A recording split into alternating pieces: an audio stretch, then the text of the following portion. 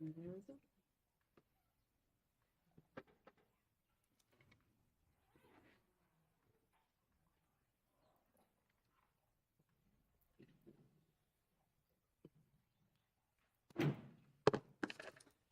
evening, Vacaville. I'd like to call to order the regular meeting of the Vacaville Parks and Recreation Commission meeting.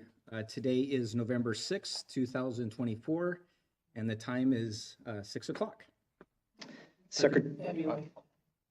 November 6th, 2024. The time is 6 o'clock.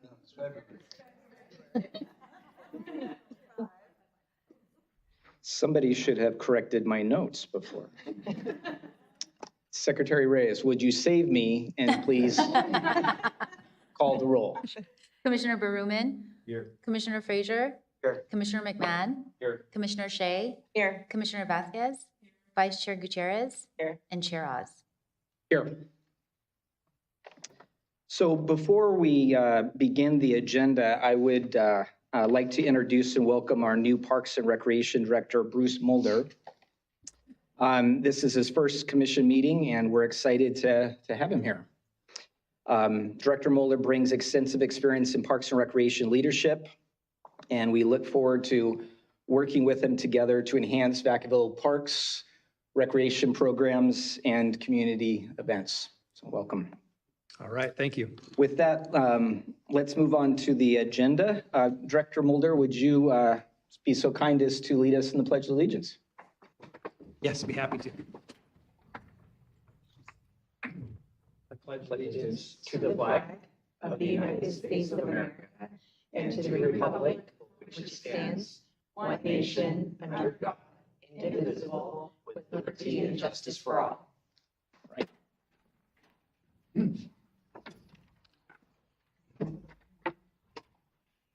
So our next item is approval of the agenda. Commissioners, you have the agenda before you. Are there any amendments? For staff, are there any amendments to the agenda? No amendments that I'm aware of. Move to approve. Second. I have a motion and a second to approve the agenda. All those in favor, say aye. Aye. Opposed? Motion carries. Next on the agenda is approval of the minutes from the February 6, 2024 regular meeting. Does anyone have any revisions to the minutes? November.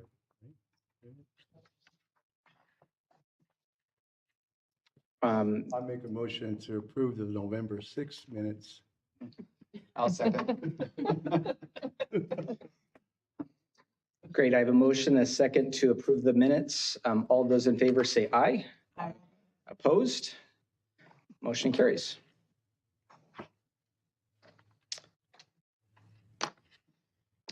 Next is communications. I understand we received communications from the Vacaville People's Forum inviting the commission to the Vacaville MLK Day celebration, of course, which is passed. Staff, have we received any other written communications for the commission tonight? No, I'm not aware of any other written communications. Great, thank you. Moving on to presentations. Director Mulder, would you like to introduce item 6A? Yes, I'd be happy to do that. So our first presentation this evening, we have the Vacaville Performing Arts Theater. Theater manager Rachel Morgan is here to present on the Vacaville Performing Arts Theater.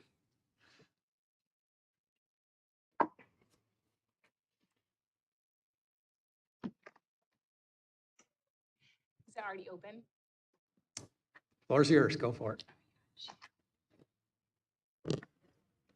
Oh, Tracy can come and help you with it as well here. Oh, sorry, thank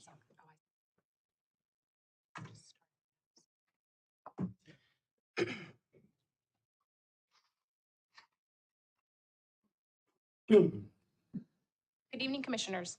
We appreciate the opportunity to share updates on the Vacaville Performing Arts Theater. Let me introduce our management team. I have President Judy Barquette, Executive Vice President Kristen Jacobson of Venue Tech Management Group. Annie Morris is our production manager, and I'm Rachel Morgan, the manager of the Vacaville Performing Arts Theater. I've managed the VPAT since 2014, and Annie's been with VPAT since 2002. This update covers current operations, comparing them to our 2023 presentation, and highlighting accomplishments, challenges, and upcoming events. Excuse me, Rachel, could you, Yes. maybe that mic still may be a little Yes. soft for you. There we go. Our group relationship, that does sound better. There you go. We have a longstanding contract between the City of Vacaville's Parks and Recreation Department and Venue Tech Management Group that has ensured the theater's continued and successful operations. With more than 3 decades of experience, Venue Tech Management Group offers consulting and management services to performing arts venues and produces high-quality professional events. Venue Tech operates 5 venues across California with 9 stages, a recording studio, and an art gallery. Venue Tech employs the entire VPAT staff. Our team has grown slightly since the last presentation. We now have 15 employees, 2 full-time, 13 part-time. Venue Tech partners with the Parks and Recreation Department to manage rentals, staff events, and produce the annual series of shows.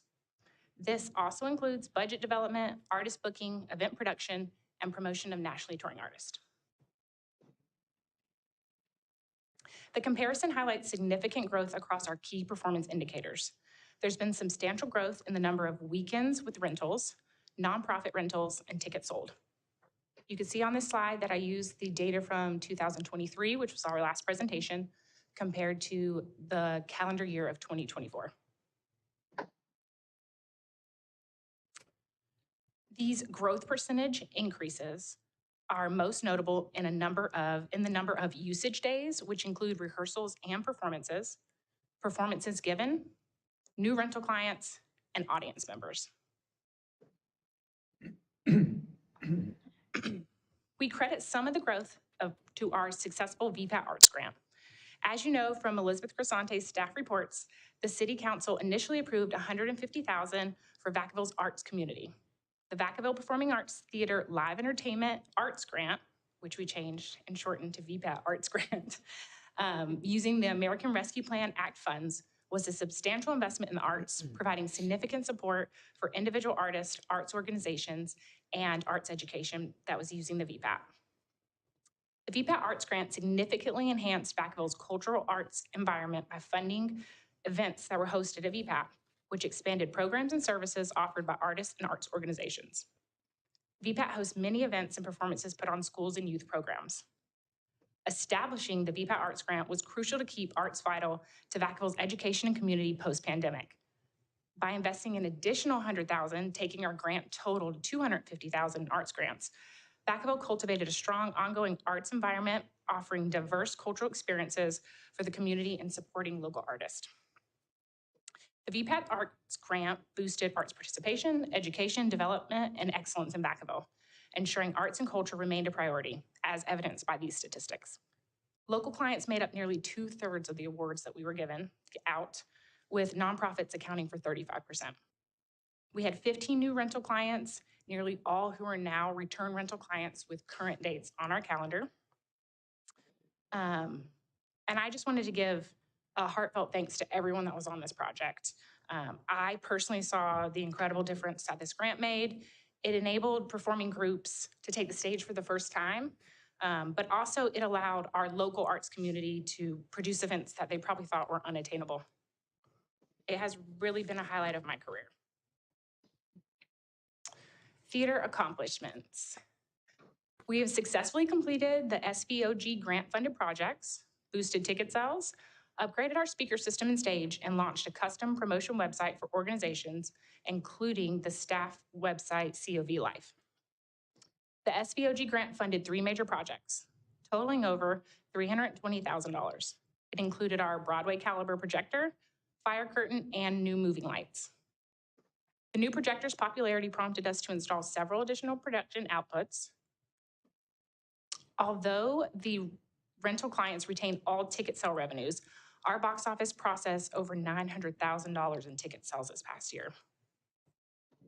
We had an $85,000 speaker system upgrade, which ensures even sound coverage for the audience, and improved lobby system delivers a more dynamic soundscape.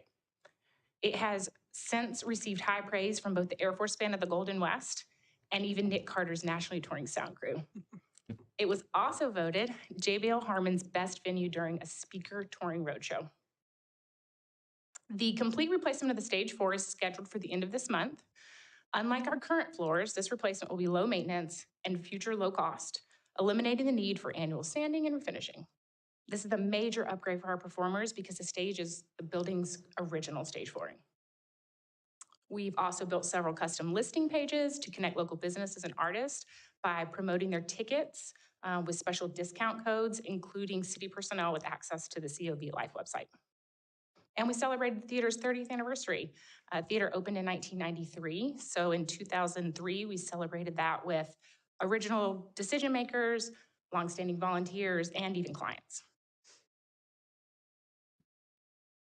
A few notable updates and upgrades. The stage is now visible by TV monitors in the backstage dressing room. It allows our clients, performers, and backstage personnel to see what's happening on the stage. Some of our dance teams like to joke that it is kind of a babysitter for their students back there waiting for where they can get on stage. We've also live streamed several events this year, including a graduation. We have shown live streams of Elevate Dance Center's classes at the community center, which also provides a rental space. And performing groups can now monitor on-stage shows, keep performers engaged, and allow friends and family to watch from anywhere.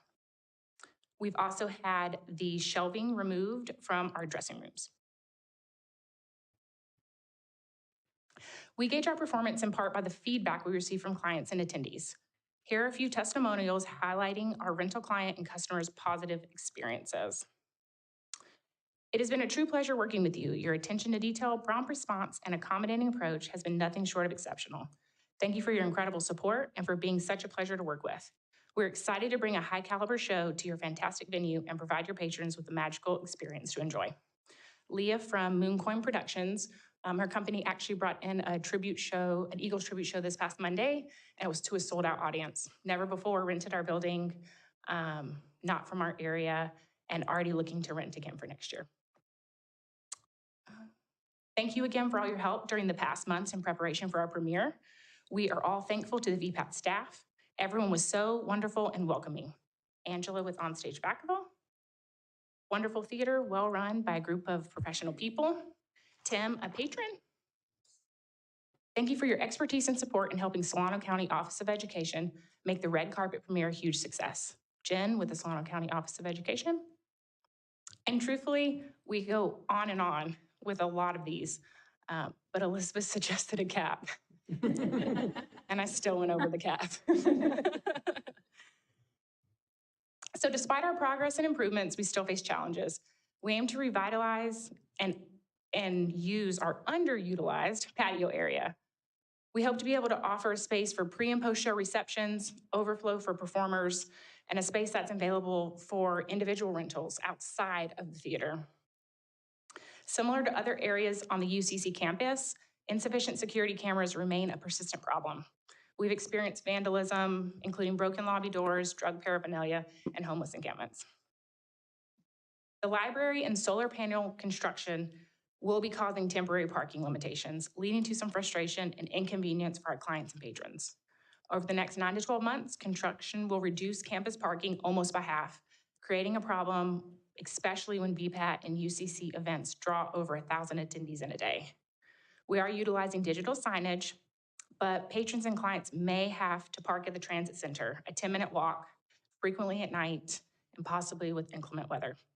Given the large number of families and older adults attending, we're encouraging everyone to arrive early, use designated loading zones, and carpool. Our dedicated volunteer team, while strong and committed, faces challenges with turnover because of aging and our busy event schedule.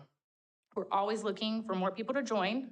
Those that are interested in volunteering can apply directly through the city and select VPAT. Our series of shows. We've had a fantastic and successful run with the 24-25 series. Commissioner Oz and Arts Advisory Committee Salfidi supported in the series selection committee, which chooses a diverse range of shows for the theater. Our lineup has already included guitar legend Jimmy Vaughn, pop star Nick Carter of the Backstreet Boys, and folk and indie artist Sean Colvin and KT Tunstall. This month features sold-out four-time Grammy Award-winning artist Lyle Lovett, Dr. Scott Bond from Serial Killer Podcast, and concludes with the renowned Preservation Hall Jazz Band from New Orleans.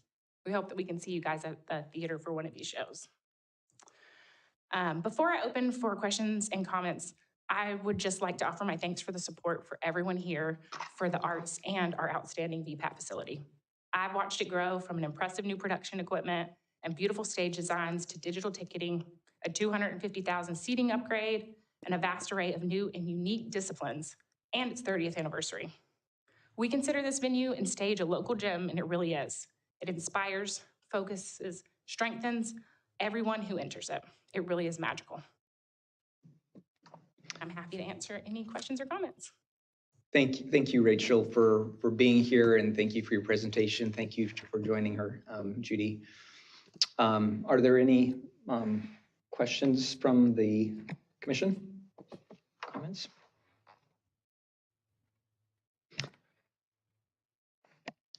Commissioner McMahon. Thank you very much. It's been a pleasure working with both of you and the whole team over several years now. I was recently at our police chief swearing in just last week, and the theater looked beautiful. It was perfect. The staff was just outstanding, and we really appreciate it. It was a great event, and the theater was full. So thank you to everyone that made that possible. We really appreciate it.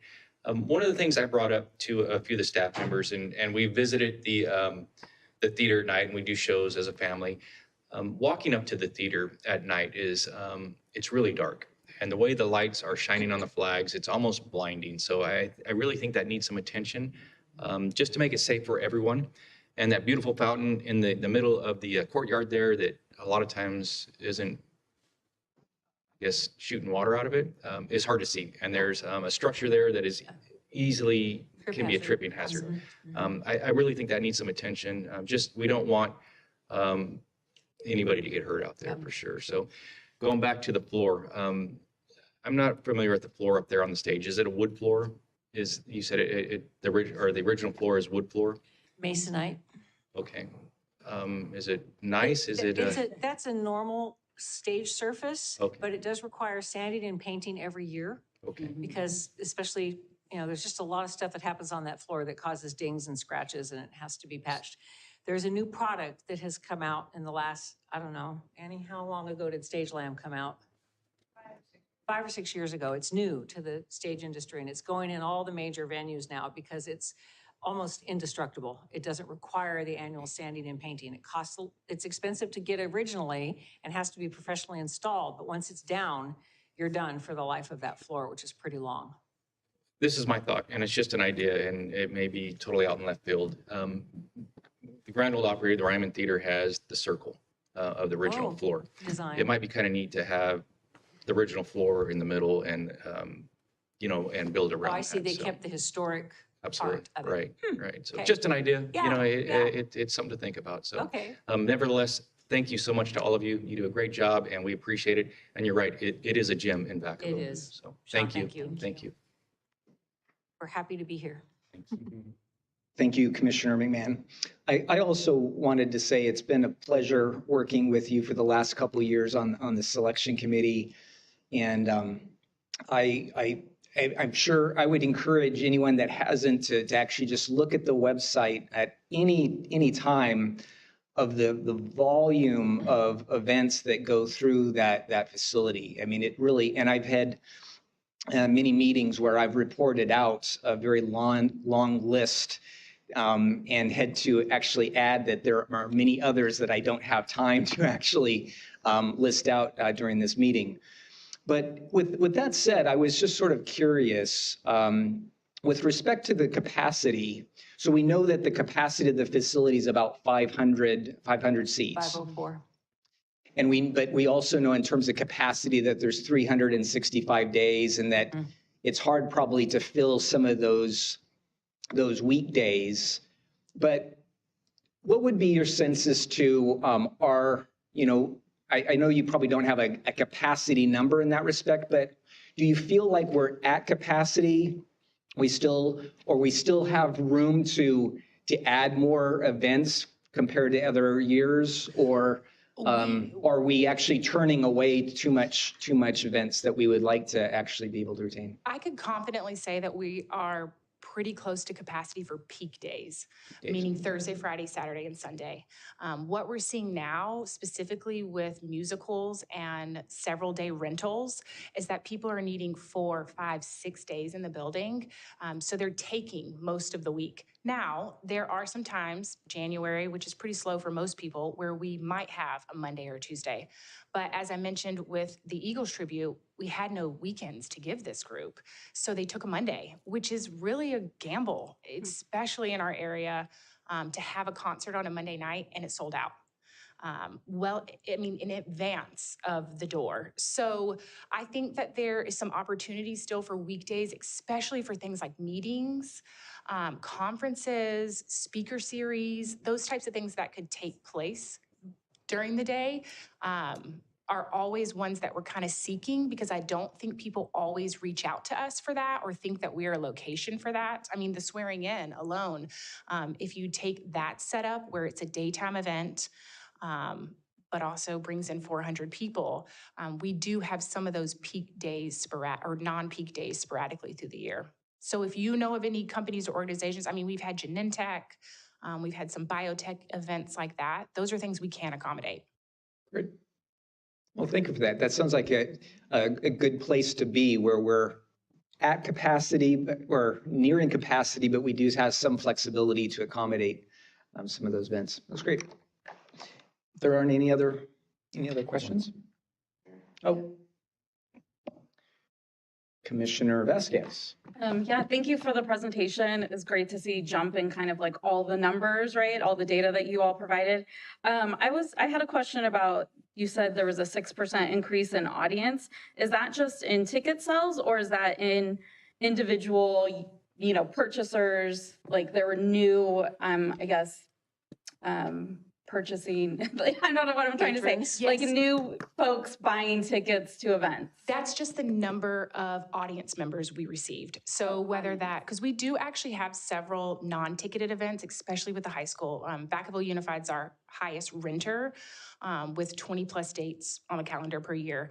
So many of their events are non-ticketed. So that's just audience counts of people that are coming in the building. Oh, nice. I think the big number to look at is the ticket sales processed. I mean, that was pretty significant. And that isn't because ticket sales cost more, that's because more tickets are being purchased for more events.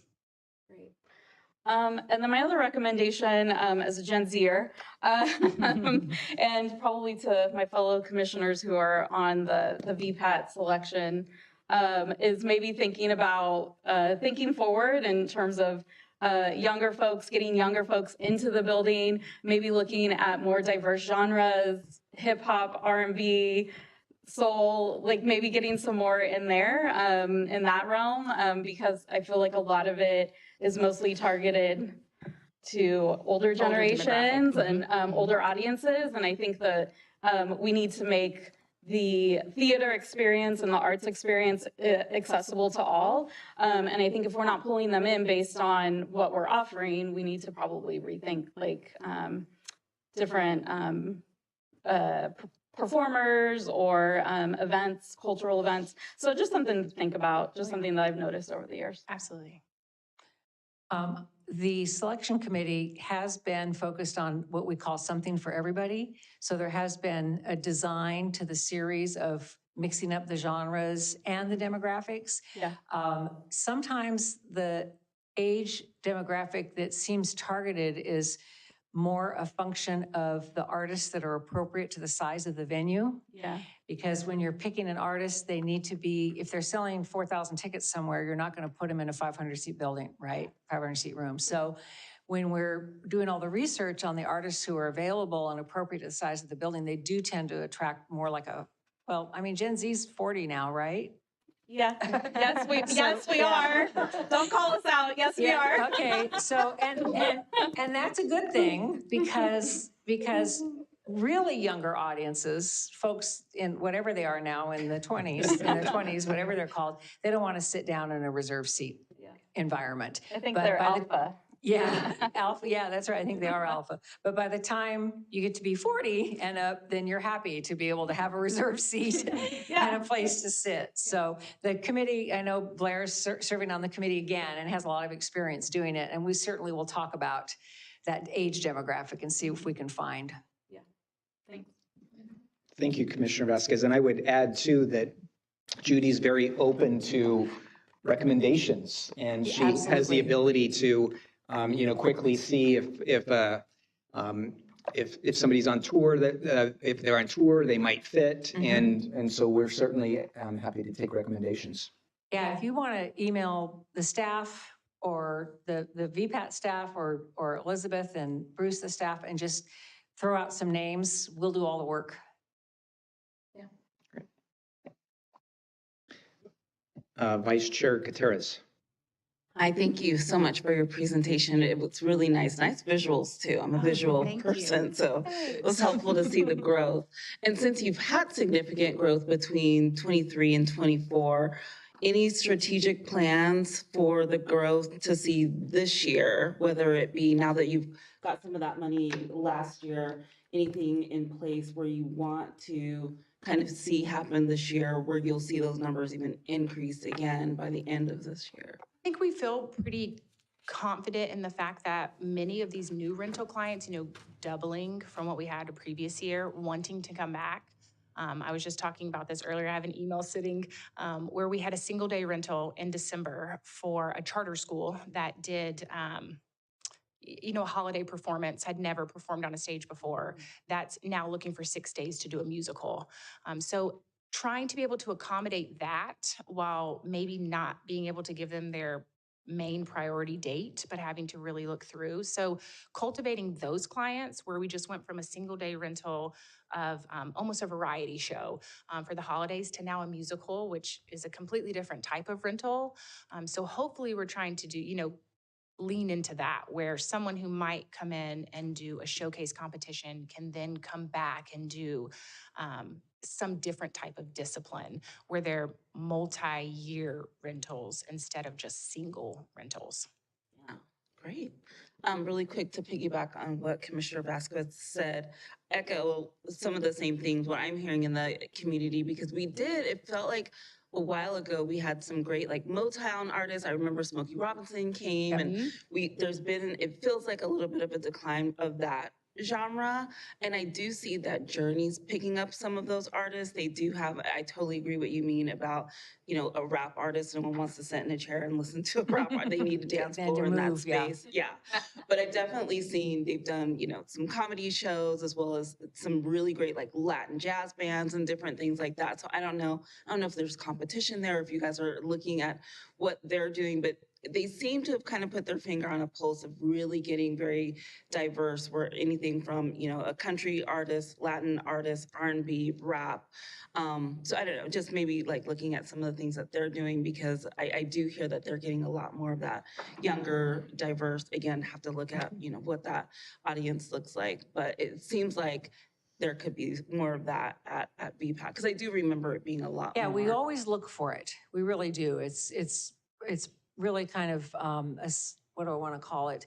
It's a hopefully a very regular part of every season.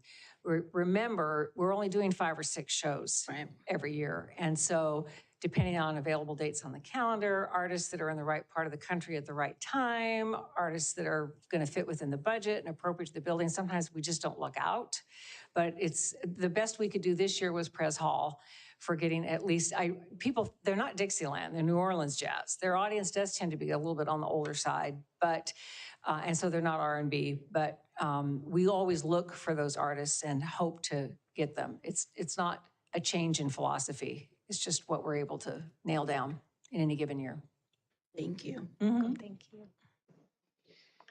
Great. And just adding to that same conversation, I'd like to call out Elizabeth for making a great recommendation here. Last year, we have the Serial Killers podcast. Yes. Which is not only diversity, but just bringing some other unique type of events rather than just the same type of lineup. So Absolutely. we're looking forward to that here at the end of the month. Great. If there's no other comments or questions, thank you very much, ladies. We appreciate Thank it. you. Thank you. Great Thanks again conversation. for having us. Thank you.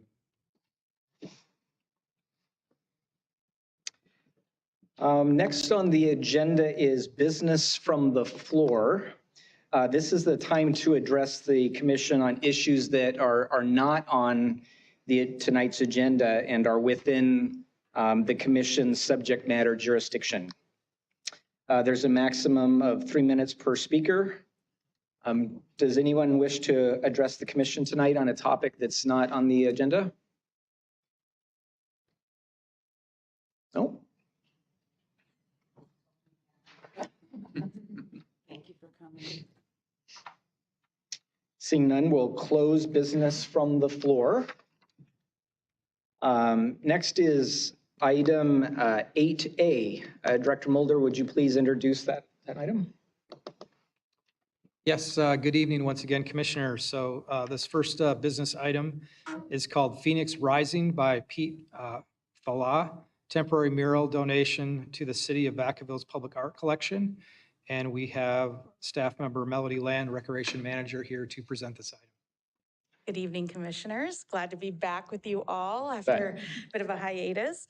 As Director Mulder mentioned, tonight's presentation is on Phoenix Rising. It's a public art temporary mural donation.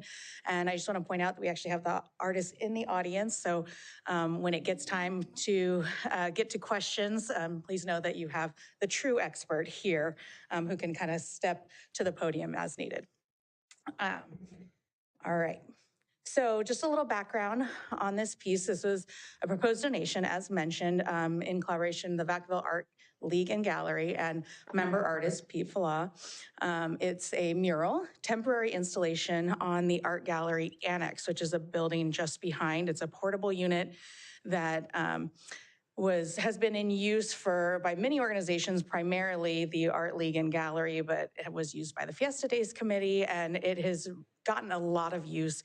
It is at the end of its lifespan. So that is why this is a temporary installation. Unfortunately, the building is no longer suitable for any actual interior use. There's been many repairs over the years, and it's gotten to the point where it's no longer fiscally sound to make any additional repairs. So unfortunately, we're at a place where we're looking for potential replacements. We're hoping to have some partnerships maybe with one of our local districts who might have a portable unit that could potentially replace that. We've done that in past. We're still working towards that goal of replacing that building, but in the meantime, we have this great donation for a temporary piece to kind of give a little life to that space.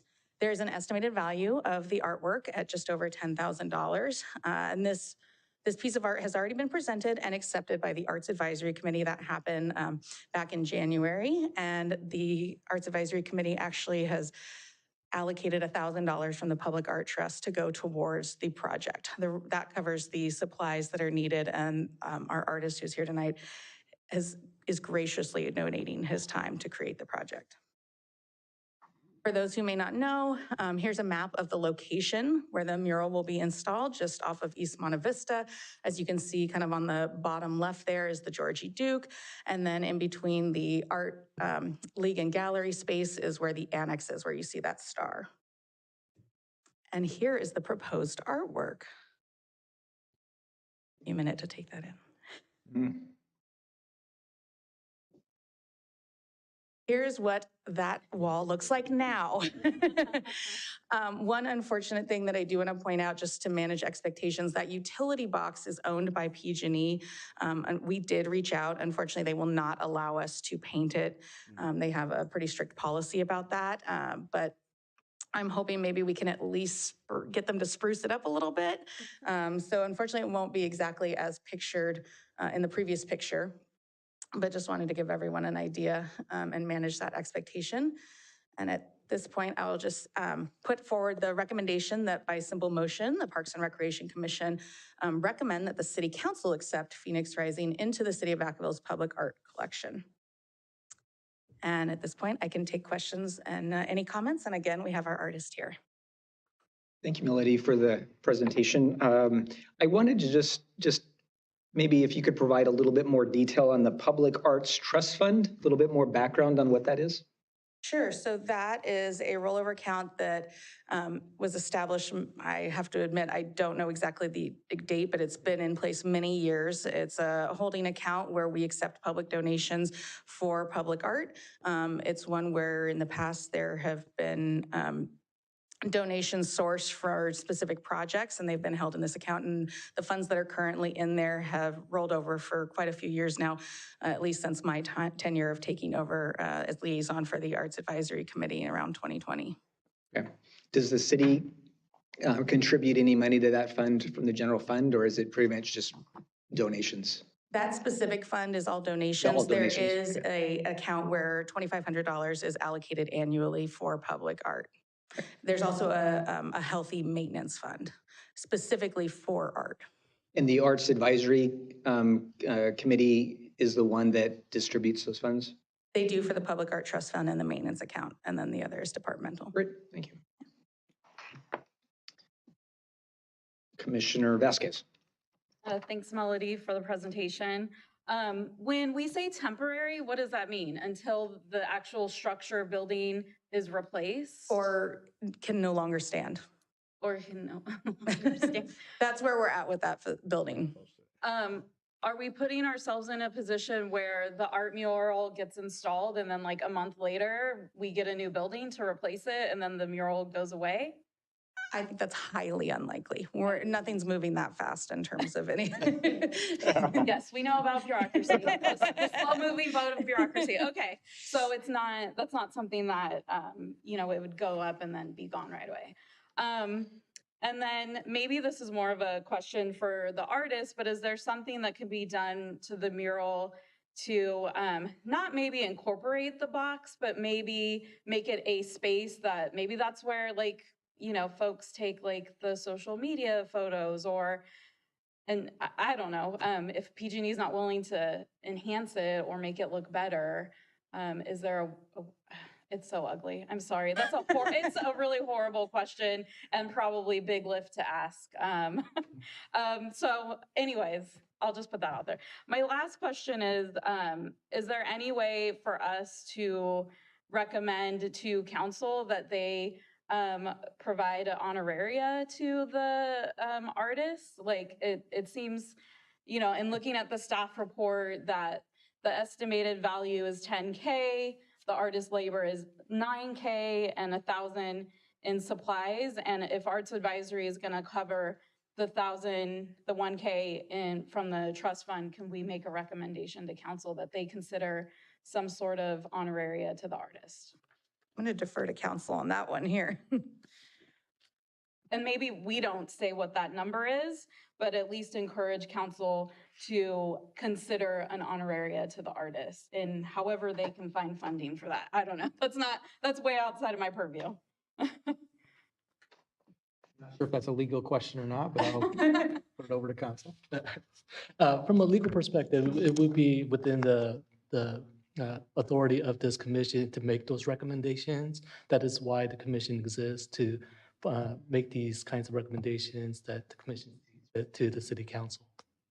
Yeah, it just seems like a huge endeavor to take on, I'm sure as an artist and someone who's doing something really cool for the community, that I think that council could consider some sort of honoraria, whether it's small or whether it's all the 9K, right?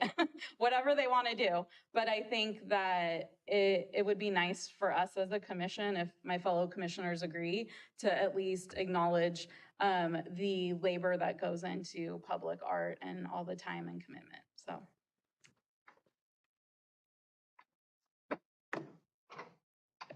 Commissioner McMahon. Thank you very much, Chair.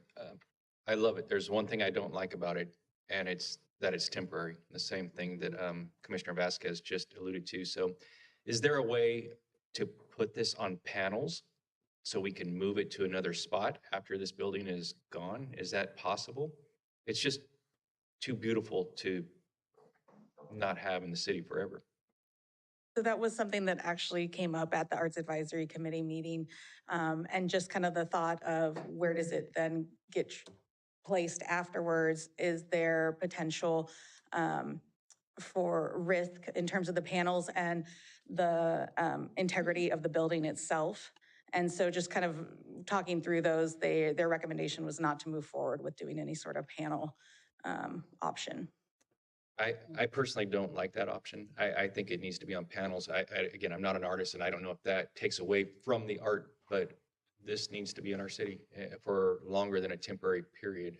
So I would really like to see it on panels to where we can put it somewhere after this building is gone, or put it on a building that's not going away. That's just my suggestion.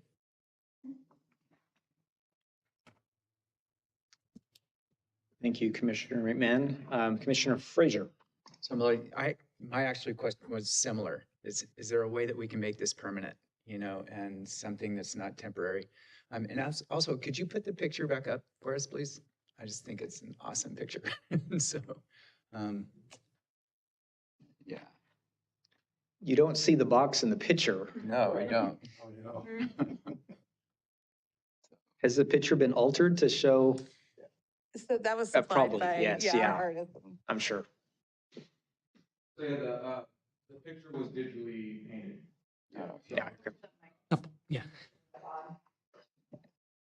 The picture was digitally painted, and I did paint over the box. I wasn't sure if we were allowed to paint the electrical box, so I just kind of painted over it, but that would essentially be behind the box. Yeah, and I did have plans to do the clouds on the box if it was allowed to, but yeah, I guess now we know. So. Yeah, we talked about the paneling before, and I just feel like, yeah, I just feel like it would just be more work. You gotta prep the paneling, and there's just a lot of work that goes into it. And I feel like I grew up in this town, and I feel like being able to even do this, like it's like a great honor. So if need be, if there needs to be another mural that's donated to the city, like I'm willing to do that. So yeah. Thank you. Great. Thank you. And what was your name? Pete Follow. Great. Yeah. It's a beautiful piece. Thank you. Thank you. Thank you. I'll also add that we do have some exciting mural projects coming up, specifically some surface murals at Trower Park, which have funding, and we are hoping to use local artists. Obviously, I can't commit to anything, but just know that there are opportunities and more art on the horizon, especially with the Arts and Culture Master Plan coming along. Vice Chair Gutierrez. Yeah, I think some of my questions have already been answered, but that the same thing. I was like, this would be great because yes, the building is an eyesore, but I know that there's just been a huge demand to get art in Vacaville. And I know that we have, a few art installations, but mural art seems to be the way with the wave of social media. And we're very visual right now, and people are looking for places to take pictures. I know my eyes always go to that when I'm traveling, and I just came back from Fort Bragg over the weekend, and they have some great artwork, and it just shows off the city in a creative way. And I think it speaks to people creatively as well. And it just feels very inclusionary and welcoming. So I love the fact that we're going to have this same thing that Commissioner McMahon said. The only thing that's horrible about it is that it's temporary, even though our temporary can be 10 years. But, and that was amazing what, you said about donating your art. I was just wondering if in addition to this, not necessarily instead of, and maybe you answered this question, if we can find a permanent location for similar artwork like this in different places throughout the city. I mean, I think this is what people have been wanting to see, and it's been so hard trying to tap into our artistic community within Vacaville. So to see something like this, I think all of us are just like, wow, and would love to see more of that. But it sounds like that's in the plan. So, yeah, amazing work. Thank you so much for sharing. Yeah. Thank you, Vice Chair. So is there a motion? So I'll make a motion that we accept it. Great. Second. I'll second. So I have a motion and a second to recommend that the city council accept the Phoenix Rising into the city of Vacaville's public arts collection. Chairperson Oz? Yes. Before we move forward, I just want to check in with the commission because there was a recommendation from Chairperson Vasquez about a suggestion she had. So I just want to see if that is included in this motion or if there's any other discussion about that. And I think City Attorney's Office could also clarify if that is something that is considered, how we would go about that. So. My concern with that would be just, would it be more appropriate to take that recommendation back to the Arts Advisory Committee and get their feedback? Or would they be supportive of that additional motion? If I may, not trying to interrupt the commission's discussions, but since there is a first and second motion, if the commission could either make clarification that they're tabling that motion and then going to engage in discussions, because there's a motion pending on that. That we were just deliberating on the motion, or deliberating. Right, but I think we're going to table. We have to. You want to table it? discuss Okay, yeah, we'll in order to deliberate now. Yeah. So we'll table that motion. Commissioner Shea? That was just going to be my question is, how do we proceed with potentially making the honorarium recommendation? And then do we need to couple that with the motion to just accept the art piece as well? No, that's okay. So my question was going to be about the discussion we were about to have anyway, which is if we are to make that recommendation as a council to city, or as a commission to the city council to make an honorarium for the artist, does that need to be in conjunction with us also making the recommendation for them to accept the public art piece? Like all one motion? I mean, the commission can make it as a two-part motion. And so keep it distinctly separate and saying, council, please accept this artwork, and separately, consider the honoraria. Or if the commission want to take it as two distinct motions, they can certainly do that. In terms of timing, again, it could be either done at this meeting or agendized for a future meeting. But the commission has the ability, being that it's on the agenda for tonight and in discussion, to take that part. Sorry, and the clarification on this side discussion, just so for the public's awareness, was the question of whether the commission was going to open the item to the public for comment.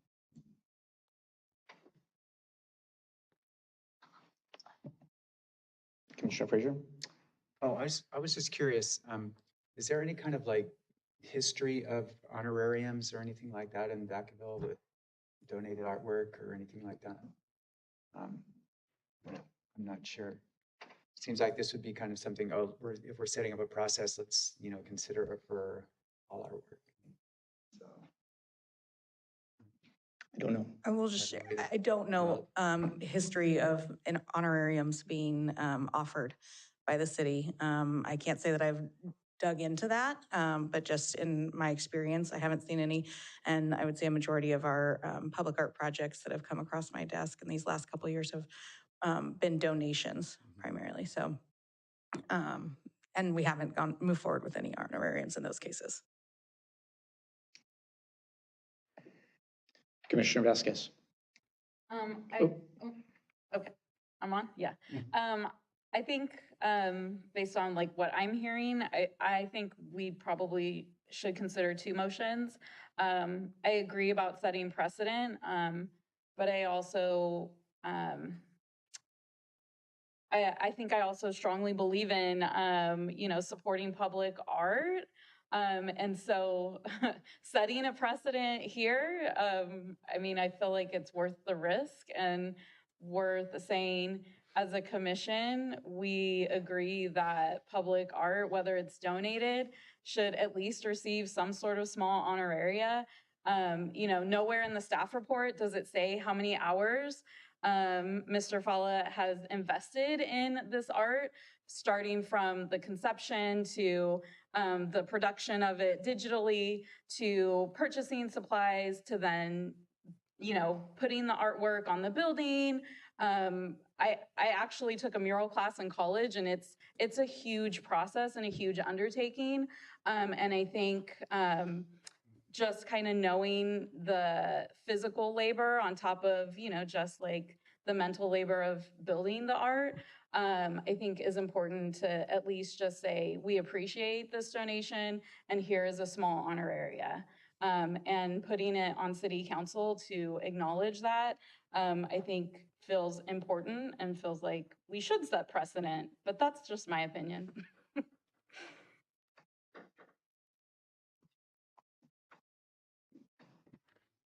So if we take these motions separate, maybe we could take, maybe there's a motion just for the recommended motion. We could take that. And I think we have a motion and a second on that. So can we pull that back off the table and vote on that? Or do we need to redo the motion in second? For the motion that was tabled, having had a discussion for the commission, you can either decide to have another motion and a second to pull the motion that you had, or proceed as forward. Okay. But the question again was if the commission was going to open it up for public comment or not. Yes, thank you for that. Yeah, let's open it up for any public. Is there any public comments on this item? Please come to the podium. Okay, no public comment. So is there a motion to pull the item off the table waiting for consideration?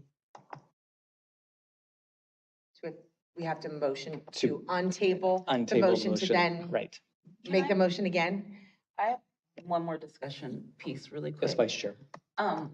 So are we saying that if it's an either or, like if the city doesn't accept our recommendation, then we will not accept the mural piece? Or we're saying regardless, we're accepting the mural piece, and in addition to that, we'd like to push this recommendation to the city? Okay. It's the latter. Yes, okay, the latter. just want to make sure. All right, thank you.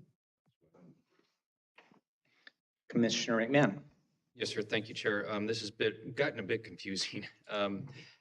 I think we're getting a little ahead of ourselves tonight. I think we should, my recommendation is make a motion and vote on this piece of art that the artist is beautifully put out for us as a donated piece. Moving forward, I think we should absolutely address the concerns of Commissioner Vasquez, and it should probably go through the proper channels, which start at the Arts Committee. Because once, do we start, is it just for this piece? Is it for future pieces?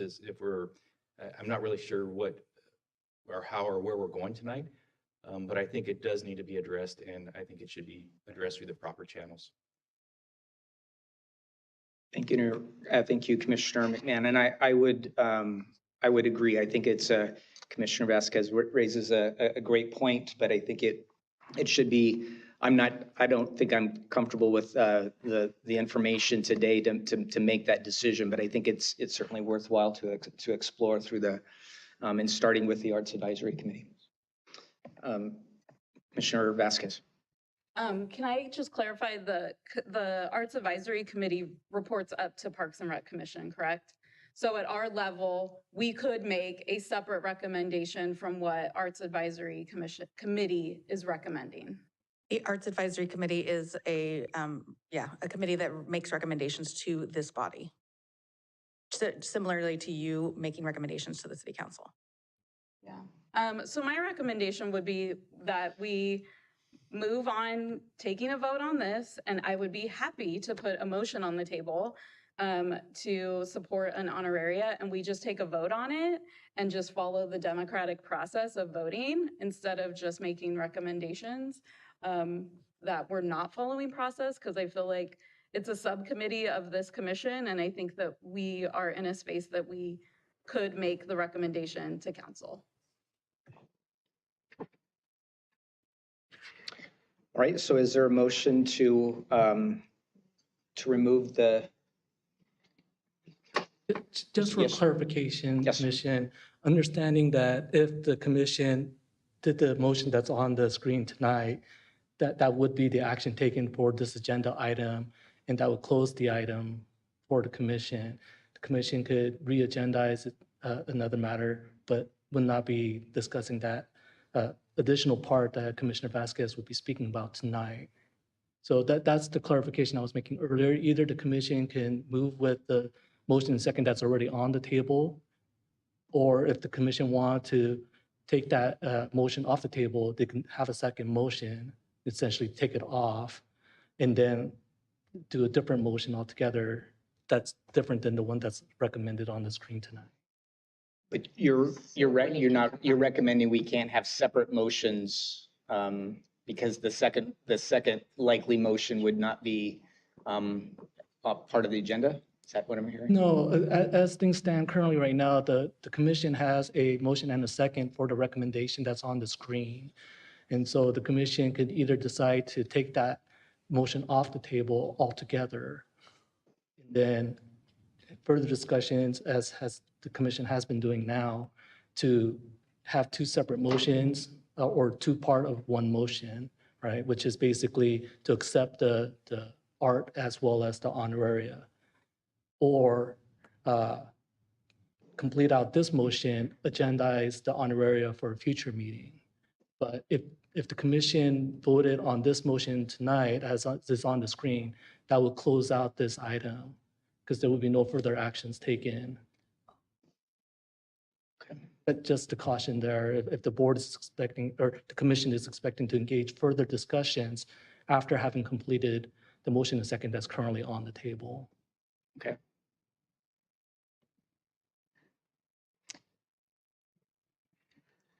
So I need a motion? Mary's lights flashing. I'm sorry? Commissioner Vasquez. So to clarify process, I can motion to amend the current motion. We can vote on that. If it doesn't get approved, someone else can then motion to vote on the recommendation as proposed and we re-vote. Correct. Or you could motion to basically vacate the current motion. And so essentially nullify the current motion that's been on the That's the table. first step. Remove Right. that one. Alternatively, and I know I'm confusing it a little bit, if the commission voted on it and the motion failed to pass, then you'd be back basically to zero. But again, if the motion passed, then the item would be closed tonight and it would not be subject to further discussion on tonight's agenda. Okay, so if I motion to amend the recommendation, we have to vote on the amendment and then vote on the recommendation as amended as a whole. And if that doesn't pass, then we can vote on the recommendation as proposed by staff. Correct. Okay. So I would like to make a motion to amend. Excuse me, Okay. Commissioner McMahon has a comment. I'm a little confused. Is there a motion on the floor right now that is sitting on the floor? I think it's been tabled. Yeah. All right. Just for clarification, Commissioner McMahon is correct. that The commission had tabled it, but did not decide whether or not to move forward. All right. And so, So we have to, okay. all right. Do we need to vote on the table motion that's on the floor? That's correct. How do I amend it? By motion. Okay. Can I please? We have to vote on the motion, so. Commissioner Vasquez. I'd like to amend the motion to include a recommendation to council for for consideration of an honoraria to the artist. Is there a second? I'll second. I'm still confused, sorry. But what happened to the original motion? That was, okay, so that was an amended Yes. amendment to To the the table, table. right. This and the honor area now. Okay. So we have a motion and a second. All those in favor? We don't have to do roll call. We, That would be more clear for the commission. let's, would you lead us in roll call? Have to share. Commissioner Berrumen? Aye. Commissioner Frazier? Was that me? No. Commissioner McMahon? No. Commissioner Shea? Yes. Commissioner Vasquez? Yes. Vice Chair Gutierrez? Aye. And Chair Oz? No.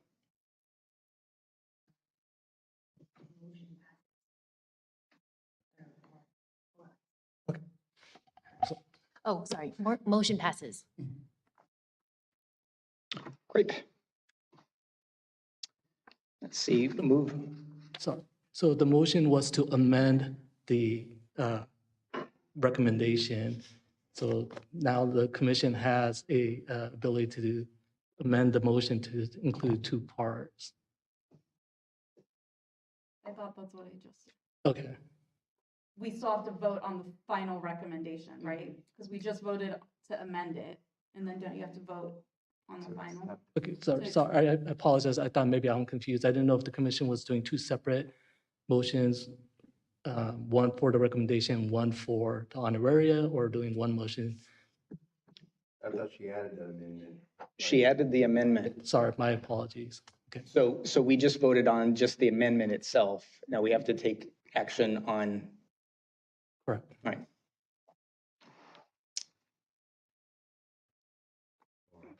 So we roll call vote. What are we voting on?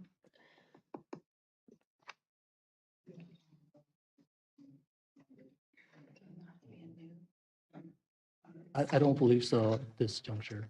No. I think it's done, right? Because we did the amendment and added. Was the prior action an amending the tabled motion, or was it? Correct. For amending, I mean, essentially, assuming that the commission votes exactly the same way they just did, it would amount to the same thing. But for the record, the motion was to amend the motion, not the vote on the amendment of the motion, the amended motion. Okay. So we're good. We can move on? Then we have to vote again. No. Sorry, the commission didn't vote on the amended motion. It was the vote to amend the motion. Okay, that's right there. Okay. So does he just call for a roll call vote now on the motion? Or do we No, need to it make does it not the have to be a motion roll again? call vote. But do we need to make the Motion motion to- again, or is it just I think we need to standing make right the now? new two-part motion. To accept The amended motion. the Phoenix Rising and the Air for the Arts, right? Is that's a motion? Well, I'm trying to figure this out. Thanks, Ralph. What do we need next? So we have we have an amended we have we pulled it off the table, we've amended it, and there was a vote to amend it. And now we need to take action to approve it? Correct. And do we need a motion for that? It's a separate motion. Okay, so we need. Commissioner Frazier? So then after we make the motion, then we can have a discussion on that?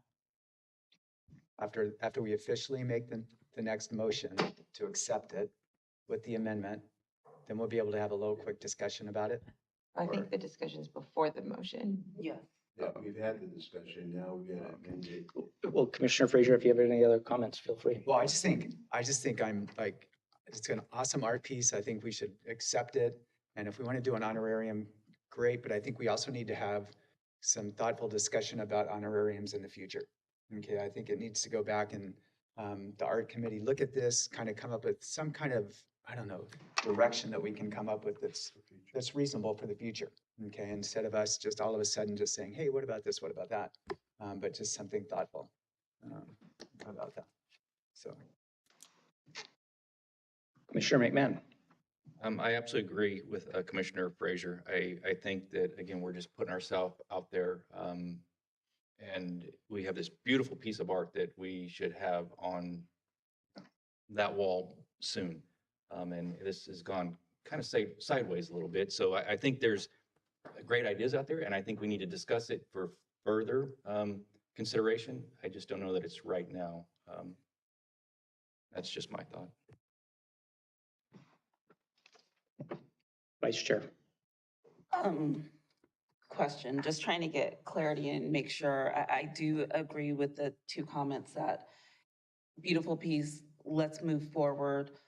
I do feel like I want more understanding about what the process looks like, whether that is something that we discuss. I don't know what it looks like as far as getting it on the next agenda. Like, I just don't want to delay anything, but I also want to get clarity so it feels like we have enough space and time to really talk about what's been done in the past, what this looks like. But I don't know if moving forward tonight, but still tabling this honorary discussion will delay anything? And how soon can we have that discussion? Can we put that on the agenda for the next meeting? I can certainly commit and incorporate comments about honorariums into the Arts and Culture Master Plan since we are at that point. It's kind of perfect timing. We are working on an update to our arts policy, and I think that that would be a great portion to include that would come both before the Arts Advisory Committee first, then to this body, and then council. It just feels like there's just a few questions still out there, and for everyone to have that clarity and those questions answered, we might need a little bit more time, but I do not want it to delay what we have in front of us today, personally. I agree, and my one question is, are we, if the motion fails, are we able to bring forward another motion just to approve the staff recommendation? Yeah. So the commission has made a motion, second, and approved to amend the motion. That's what's before the commission tonight for the approval. Yes, theoretically, the commission could vote again and not approve the amended motion. Okay. And Commissioner Frazier. Okay, one other thought, okay, is what if we, were able to vote on the art piece and say, yep, let's go for it, that's awesome. And then take the honorarium part back to a committee, talk through that and stuff like that. But when that decision is made, make it retroactive to include this current art piece. And so that way we kind of incorporate what we'd like to do with this with consideration by a committee, then bringing it back here, and then retroactively go through the honorarium process for this. So. And if I could just add, and I'll say, Attorney Nama, you can correct me if I'm wrong, but even without amending this recommendation, the commission can still make the recommendation to council that an honorarium be considered, and that would be included in the staff report presented to council. I like that. Seems like Or it can be added as a comment that this was part of the discussion. And so I'm looking to attorney to, if I'm speaking out of turn, I apologize. No, not at all. I mean, certainly as a comment, I think the commission can make that comment. It's part of the record. It's certainly part of the record tonight. If the commission wanted to make a formal recommendation to the city council, though, it would be as part of this motion, or would have to make a motion to do that. Which is, again, what the commission has done thus far is that they have made a motion second to have an amended motion that the commission can vote on as it is right now.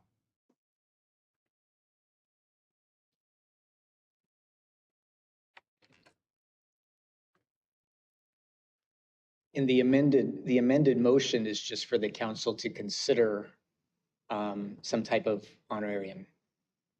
It's a recommendation to the city council. So accept the recommendation. See what happens when you get 2 months off?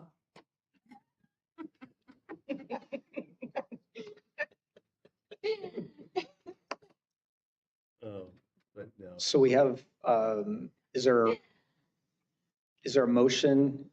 A second? What's the motion? Motion. I Yeah, would Well, love to make one. I'm We scared. already, to act on the amended motion that was previously tabled?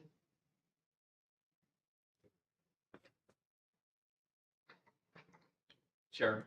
Yes. If I may, perhaps might be a good time for maybe a 10-minute recess. Maybe you can talk with council and let's get this right and straight because it's getting very confusing. And I'm really not sure what we just voted on and Yeah, what we're voting on. I'm now. confused as well. That's my recommendation. Commissioner Vasquez? My understanding is we just voted on the amendment to the recommendation. We have not voted on the final recommendation. The final recommendation is now by simple motion that Parks and Recreation Commission recommend that the city council accept Phoenix Rising into the city of Vacaville's public art collection and consider an honoraria for the artist donating the piece. So I think we still have to vote on that. If that fails, then y'all can vote on the regular staff presented recommendation. But the right? question And was, do we based need on a, Rosenberg's, I think we only voted on the amendment that I put on the table to Right. the recommendation. We did not vote on the final recommendation to accept. right? And all we now move to a vote on that item? Or do we need a motion and a second to? Correct. I think that was my motion. Okay, Ralph seconded. all right. So we have a motion and a second. All those in favor? Or we can do a roll call vote. Can we confirm who seconded the motion? Can we confirm the motion? Oh. I'm confused. Sorry. What Mary just said, this So it's the, and recommend an honor. so we originally voted on the amendment to include a recommendation of honoraria. So we now have to vote on the final recommendation on the table, which is by simple motion that Parks and Recreation Commission recommend that the city council accept Phoenix Rising into the city of Vacaville's public art collection and consider an honoraria for the artist donating the art. I motioned it, and I believe second. Baruman seconded it.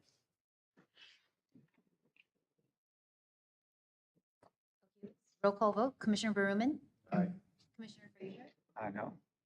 I'm sorry. Commissioner McMahon? No. Commissioner Shea? Yes. Commissioner Vasquez? Yes. Vice Chair Gutierrez? Aye. And Chair Oz? No.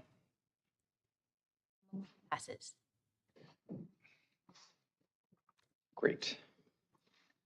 Moving on. Is there a motion to move on? All right. I think that's That's- ill-advised yeah. at this point.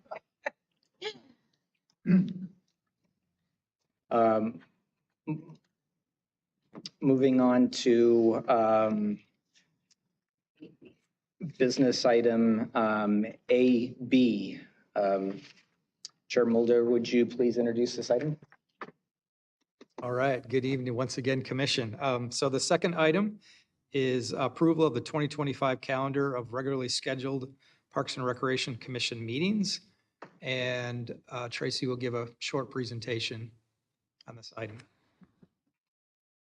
Okey dokes, Commissioners. So this is a straightforward item that you guys have annually, just to review the dates for 2025 in regards to the vacation months that we usually have.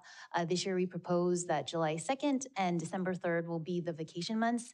And here you also see that January 1st was a closed holiday. And so by simple motion, adopt the 2025 Parks and Recreation Commission meeting calendar, including the cancellation of the July 2nd and December 3rd, 2025 commission meetings. Great. If there's, I doubt there's any questions, any comments from the commission. Is there a motion? Motion. Second. So there's a motion and a second to adopt the 2025 Parks and Recreation Commission meeting calendar, including the cancellation of the July 2nd and December 3rd, 2025 commission meetings. All those in favor? Say aye. Aye. Opposed? Motion carries. Wonderful. Next, moving on to commission reports. Play for All Committee, Commissioner Shea. So some good movement from the Play for All Committee. They are, the ballpark plans, which is part of the Phase 2 construction, have been approved. And it goes to bid, I probably went to bid like right now as we speak. They were slated for end of January, beginning of February, so right now. And that is for construction to begin in spring. It includes the ballpark and the tribute wall. The VPEF structure is going to be painted in April, so their pavilion will be finished and beautiful, and another piece of art, public art. They also are partnering with Chick-fil-A. The committee has been working very hard trying to get some kind of misting structure out there because it's Vacaville and we have really hot summers, and a couple of other options that fell through, but they are now in talks with Chick-fil-A, who has committed to donating money, and are working on installing some kind of misting structure that might be like a Chick-fil-A drive-through or something like that. They want it to be cute and on theme with the donator. The other update is that the Bowen Boulevard signs to honor Officer Bowen have been ordered and are going to be installed at the park. But unfortunately, due to lack of donations and just kind of a loss of momentum on fundraising, they've had to scale back their plans for that, which was originally going to be, there's like the street that's within the park. It's like a little road. They were going to install like a working crosswalk and like traffic light. But now because again, the momentum stalled on donations, they're gonna have like maybe one just little light, and then the Officer Bowen Boulevard sign. And that's all of the updates for now until they start building. Any questions for Commissioner Shea? Seeing none, we'll move on to committee reports. 9B, the Vacaville Arts and Cultural Alliance Committee. Commissioner Bruman.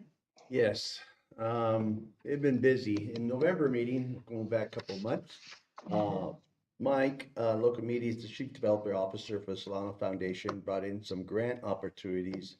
And one that really stood out, he shared a link for a grant opportunity that is targeted towards connecting the military communities through the arts.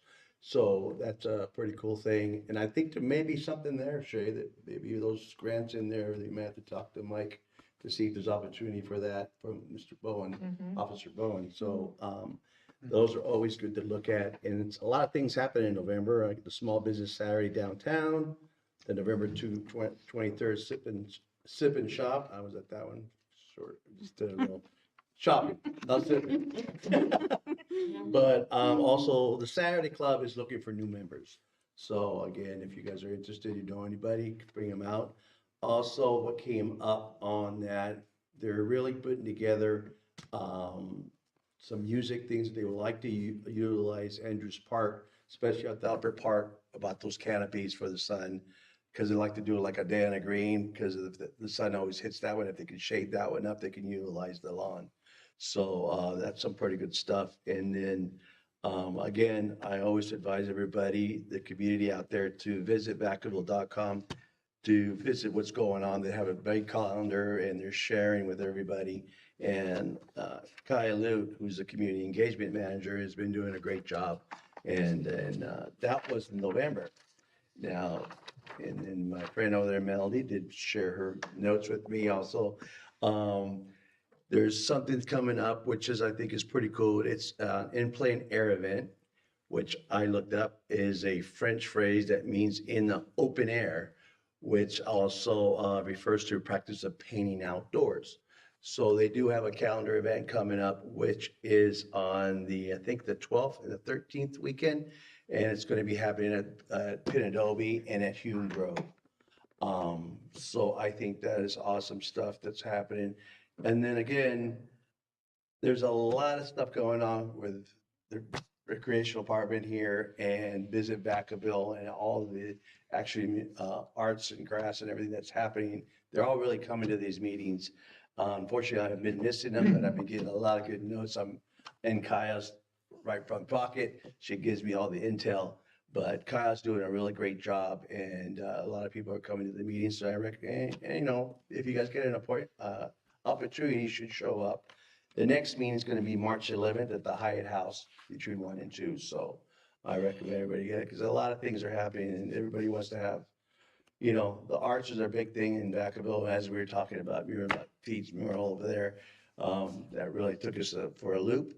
But at the same time, I think we can figure it out. And there's another mural that's coming on by downtown, the Vacaville Downtown Association, that's going to happen on the hot yoga wall over by the fireplace gallery. So there's a lot of things happening. So that's going to be looking really cool. So a lot more of that should happen as we all feel that, you know, we all love Vacaville. So the more art, the better, right? Pete's always going, oh yeah. But that's all I got to report. Great. Any questions for Commissioner Bruman? Seeing none, thank you, Commissioner Bruman. Moving on to the Creek Walk Band Selection Committee. And again, that's Commissioner Bruman and Commissioner Shea. I'll defer to which one wants to. No, I unfortunately was not able to make it to the band selection committee. Much to my dismay, because it's one of my most favorite duties throughout the year to get to have the sneak peek of all the Creek Walk bands and get to help decide. That's so fun, but I didn't get to do it this year. Commissioner Bruman, would you like to? Sure. Georgianne had us on a swivel. She was like going through all the bands. We had some time to collect. There's a lot of talent. And some of them forgot to put in their video, and so they just put their name, but there was some great talent that we got to choose from. And, but I mean, it was a great experience. I mean, Georgianne has it up, she has it down, and Tracy's over there putting it through the thing. I don't know. You weren't there. Oh, you didn't show up either. Okay. So, I didn't point it out. But no, the process is tough to pick for the music and you know, and everybody likes a certain type of music. So there was a large variety of music and talent, and hopefully we did a good job. I don't know where we stand as far as if we've chosen anything yet, because I know we had a lot of yes or no's, but I don't know where we're at. I haven't got any intel on that. Can you fill me in? You're looking at me. I can't disclose yet because we are in the middle of contract season, so nothing can be made public yet. Okay. So TBA. Keep it. Stay tuned. All right. But Commissioner Rubin, your latest meeting, you was going through all of this selection for this upcoming Creek Walk. So are you meeting again, or is it just? I have not got anything else back from anybody, so I guess, like I said, I'm just on hold. I'm waiting for staff to reach out to me if we come to another meeting. All right. It was a little long night, but yeah, but it's a process, but it's fun. They feed you. And they fed us. It was good. Thank you. Any questions for Commissioner Bruman or Commissioner Shea? Seeing none, we'll move on to reports of the park planner. Oh, I'm sorry. No, I jumped you, Wallace. My apologies. So we're going to go back. We're going to go reports of the park manager. Thank you. Wallace? Good evening, Chair Oz and Commission. Have a few items of information for you tonight.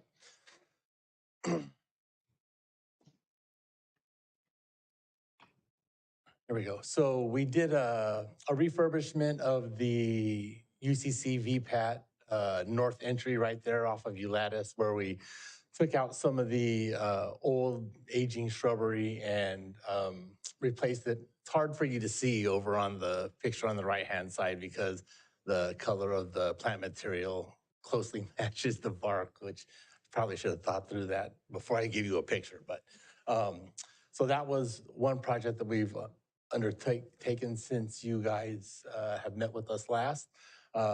During the moratorium, we prepped all the fields for the 2025 season, conducting our annual renovation maintenance. And along with that, we installed some permanent bat racks over at Arlington, which took an incredibly long time for those bat racks to come in. It was like 8 or 9 months. It was crazy.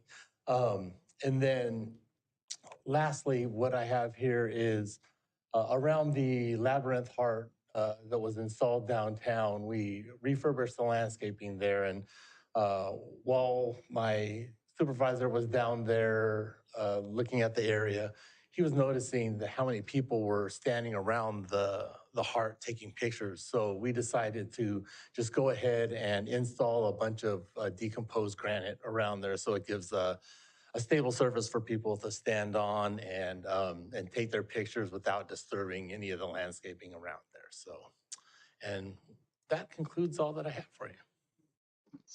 Questions? Great, thank you, Wallace. Yeah, the labyrinth heart, that's a great improvement so that people can take pictures right up to it. And I think I'm sure you get a lot of interest in that. Any questions from Wallace, for Wallace? Oh, Commissioner Bruman. Yeah, you were saying the bat racks took about 8 months to get? Why is that? Why does it take 8 months? I talked to the distributor. Really? They were made ordered locally. You couldn't go to welding, anybody local, or? So we did the installation. The racks were provided to us from Parks and Recreation. And I think that they secured that funding through some of the district dollars, if that's right. Yeah, we ordered them through what we thought was a reliable company, and they took an incredibly long time. I would say it was probably a reliable company, probably supply chain issues. Okay. Weird. Seeing no other questions for Wallace, thank you. Now we'll move on to reports of the park planner. Good evening, Nemo.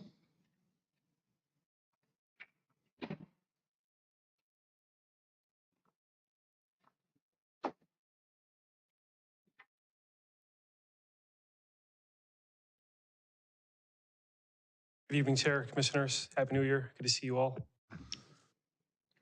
Just need a second to get set up here. Just a few updates for you guys.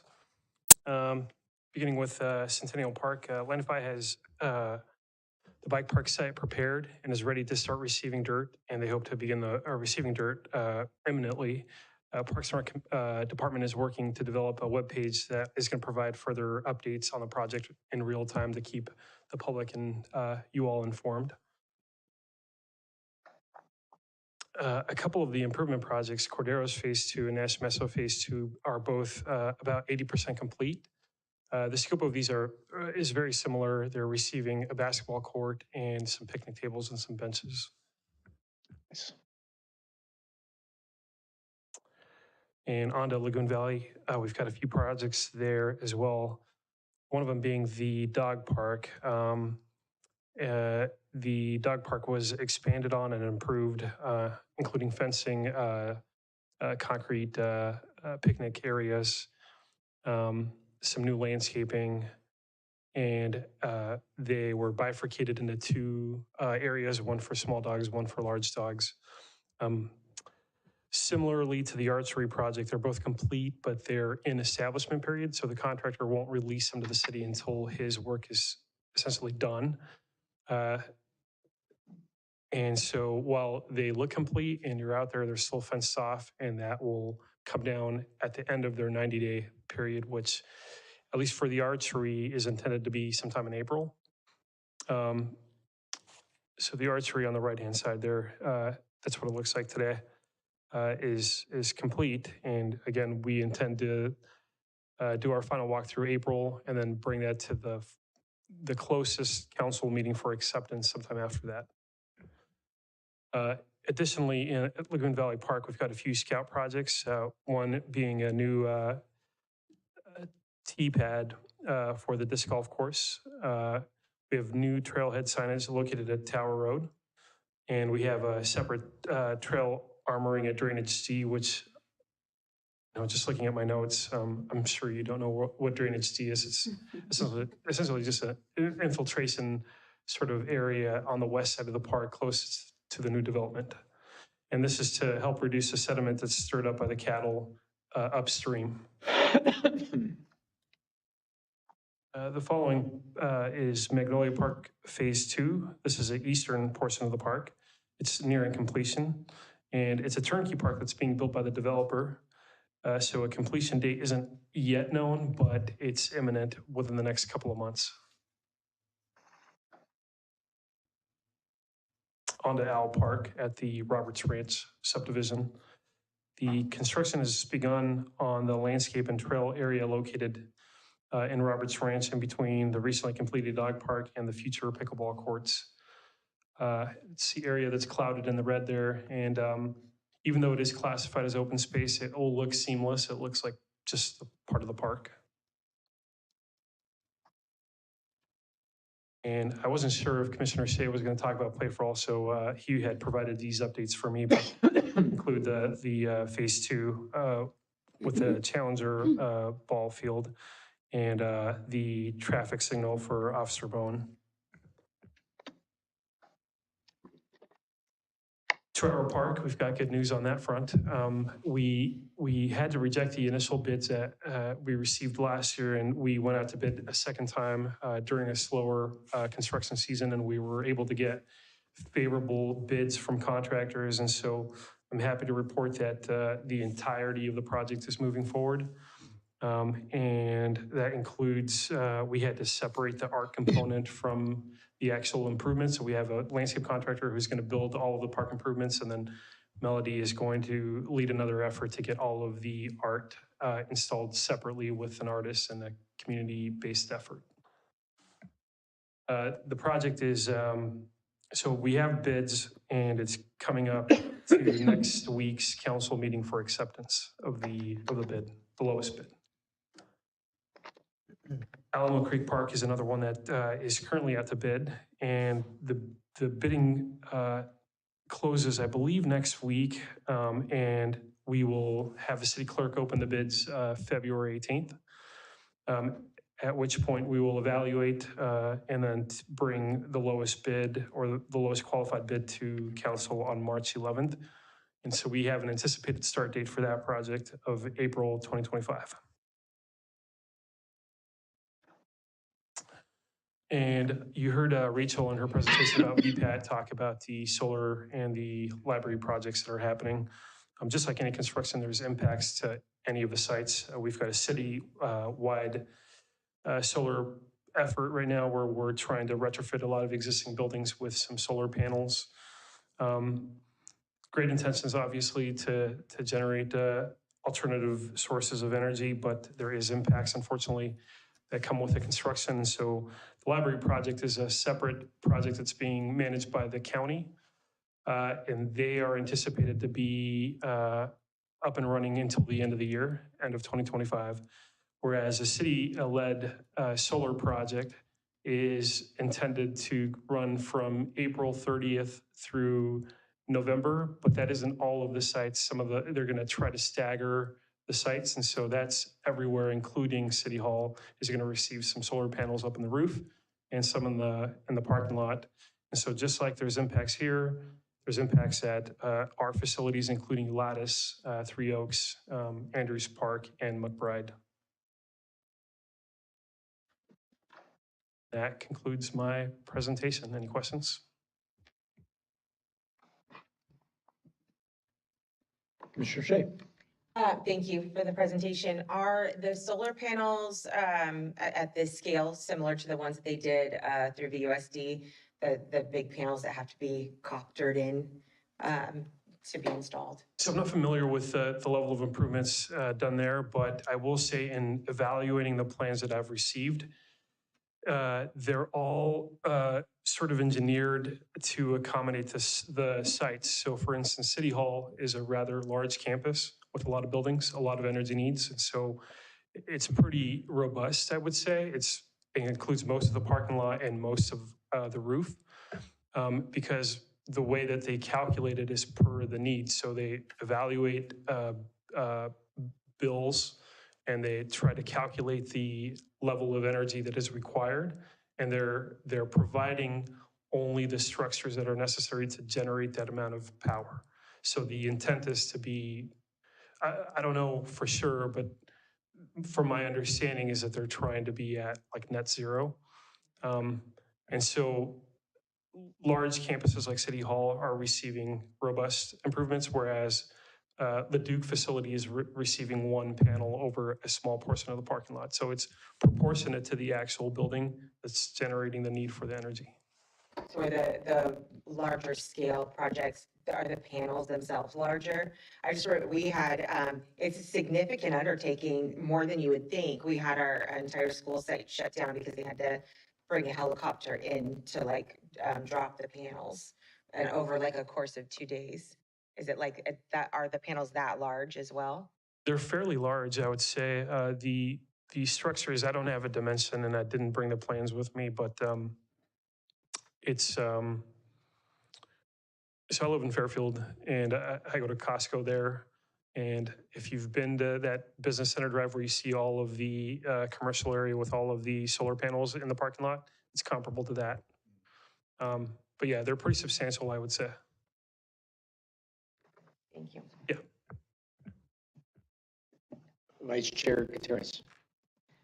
2 questions. The first one, are you able to share why the first bid didn't go through for Char Park? I mean, I know they are patiently waiting to get that park updated, and all of these things kind of extends the start of the project. Yeah. So we were $1 million over budget, which means that we had 2 choices. One, we could either move forward and reduce the scope of the project, which we did not want to do, or wait until a slower construction period where we anticipated that we would generate more interest because a lot of contractors are slower, and so they have the opportunity to provide more competitive bids because they want to work. It paid off. The lowest bid is still the same contractor, and he came down $900,000, which means that we're on budget and are able to execute the entirety of the scope instead of having to scale back. Wow. So it was a risk. It's never guaranteed that we're going to get lower bids. In particular, when you wait longer to put things out to bid, we know that the cost of things typically only ever goes up. But it was a gamble that we took, and it paid off in this case. Second question, I didn't see any updates on Sierra Vista Park. I don't know if you had any. I attended over the holidays a party there, and everyone was like, what's going on? And they had interest forms, I think like over a year ago now, and just wondering, the big circular area, they say it's just full of like dog waste, and they're really, really excited about getting any type of park or improvements over there. Yeah, I do have an update on that. The design portion of it is like 99% done. We did receive a set 3 or 4 weeks ago. We distributed to all of the departments, so we have to make sure that we vet it through building, who distributes it to fire, and make sure that everything is sort of compatible with all of the codes.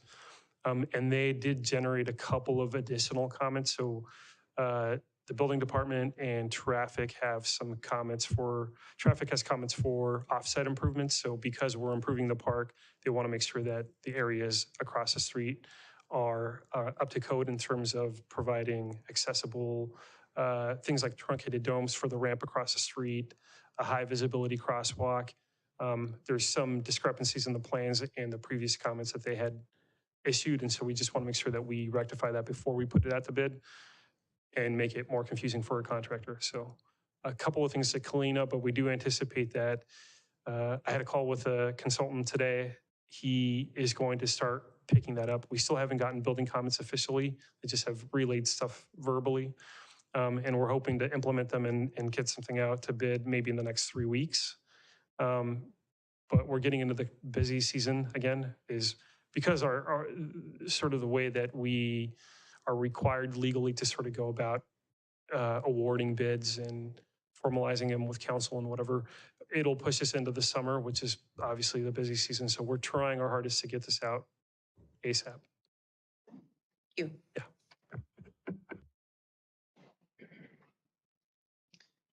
Commissioner Vasquez. Hi, Nemo. Happy New Year. Thanks for the presentation. I had a quick question about the Lagoon Valley Dog Park. I saw on social media that it was publicized that it was open, and then I saw the social media post revised to say, actually, no, we're not opening yet. It's temporarily closed. We'll let you know in a couple weeks. What happened? That's a good question. So I can overcomplicate this, but so we did a walkthrough with the contractor who built the project, and the same contractor built both the archery and the dog park. Hugh is managing the dog park, so I didn't participate in that walkthrough. I'm managing the archery. For my project, what they told me in my walkthrough was they did a hydro seed to stabilize the grading that they did. So I don't know if you can see it, but on the backside here, they graded a sort of hill, and the hydro seed is intended to sort of hold the dirt in place so it doesn't erode if it starts to rain. And they're saying, hey, we'll open it today because we're done with our construction, but you have to sort of absolve us of our liability on whether or not this takes, because people are going to start using it and they're going to compromise what we did. And we said, we're not willing to do that. We need to make sure that it takes. And so we have to wait until the end of the maintenance period. We decided that then, so I didn't put anything out in terms of we're going to open it. My understanding is that during the initial walkthrough for the dog park, they had said that they didn't need that same sort of establishment period because the only planting that's out there is trees, but then they went back on that. So my understanding is that a notice was put out that the dog park would be open, which is what they said during the walkthrough, and then they kind of took that back. Thank you. Yeah. I have a couple questions for you, Nemo. First of all, on the archery project, I remember when we took the facility tour last year, and this is just a whole nother level. I mean, this actually looks really, really great. I think the archery community should be really excited for that project. So great work on that. I think that's a really nice improvement. If I recall, it was really relatively low cost compared to other improvements. A question, you'd mentioned on Magnolia expansion, the expansion of Magnolia Park, and I understand you don't really have a specific date when it'll be opened, but there's a lot of interest from District 6 community about when it will become available. So you say that it's a turnkey park. It'll be about 2 months before they release it to the city. Is there another window of time before it can actually be opened after they do that, or yeah, this just want to try to nail you down on the closest date possible? Yeah. Well, thanks for the compliment on the archery. I'd like to take credit, but obviously we hired a consultant. I just manage a consultant on my side. But in terms of Magnolia, one of the reasons that I hesitate always to sort of overpromise is because we do get ourselves in situations where we could sort of upset the public if we say something and then it turns out not to be the case. But since we aren't necessarily managing any part of it, we do comment on the park and make sure that they're meeting our standards from a design perspective. But in terms of construction, our public works inspectors go out there, they meet with the contractors, but we don't regulate any portion of the construction beyond that. So the 2-month period is something that in walking the park recently, we saw the level of improvements that had been made in the last couple of weeks. Just as we did our walkthrough a week or two ago, it started to rain. And so we can't anticipate what is going to happen between now and a couple of months from now. So 2 months is what I am projecting it's going to take.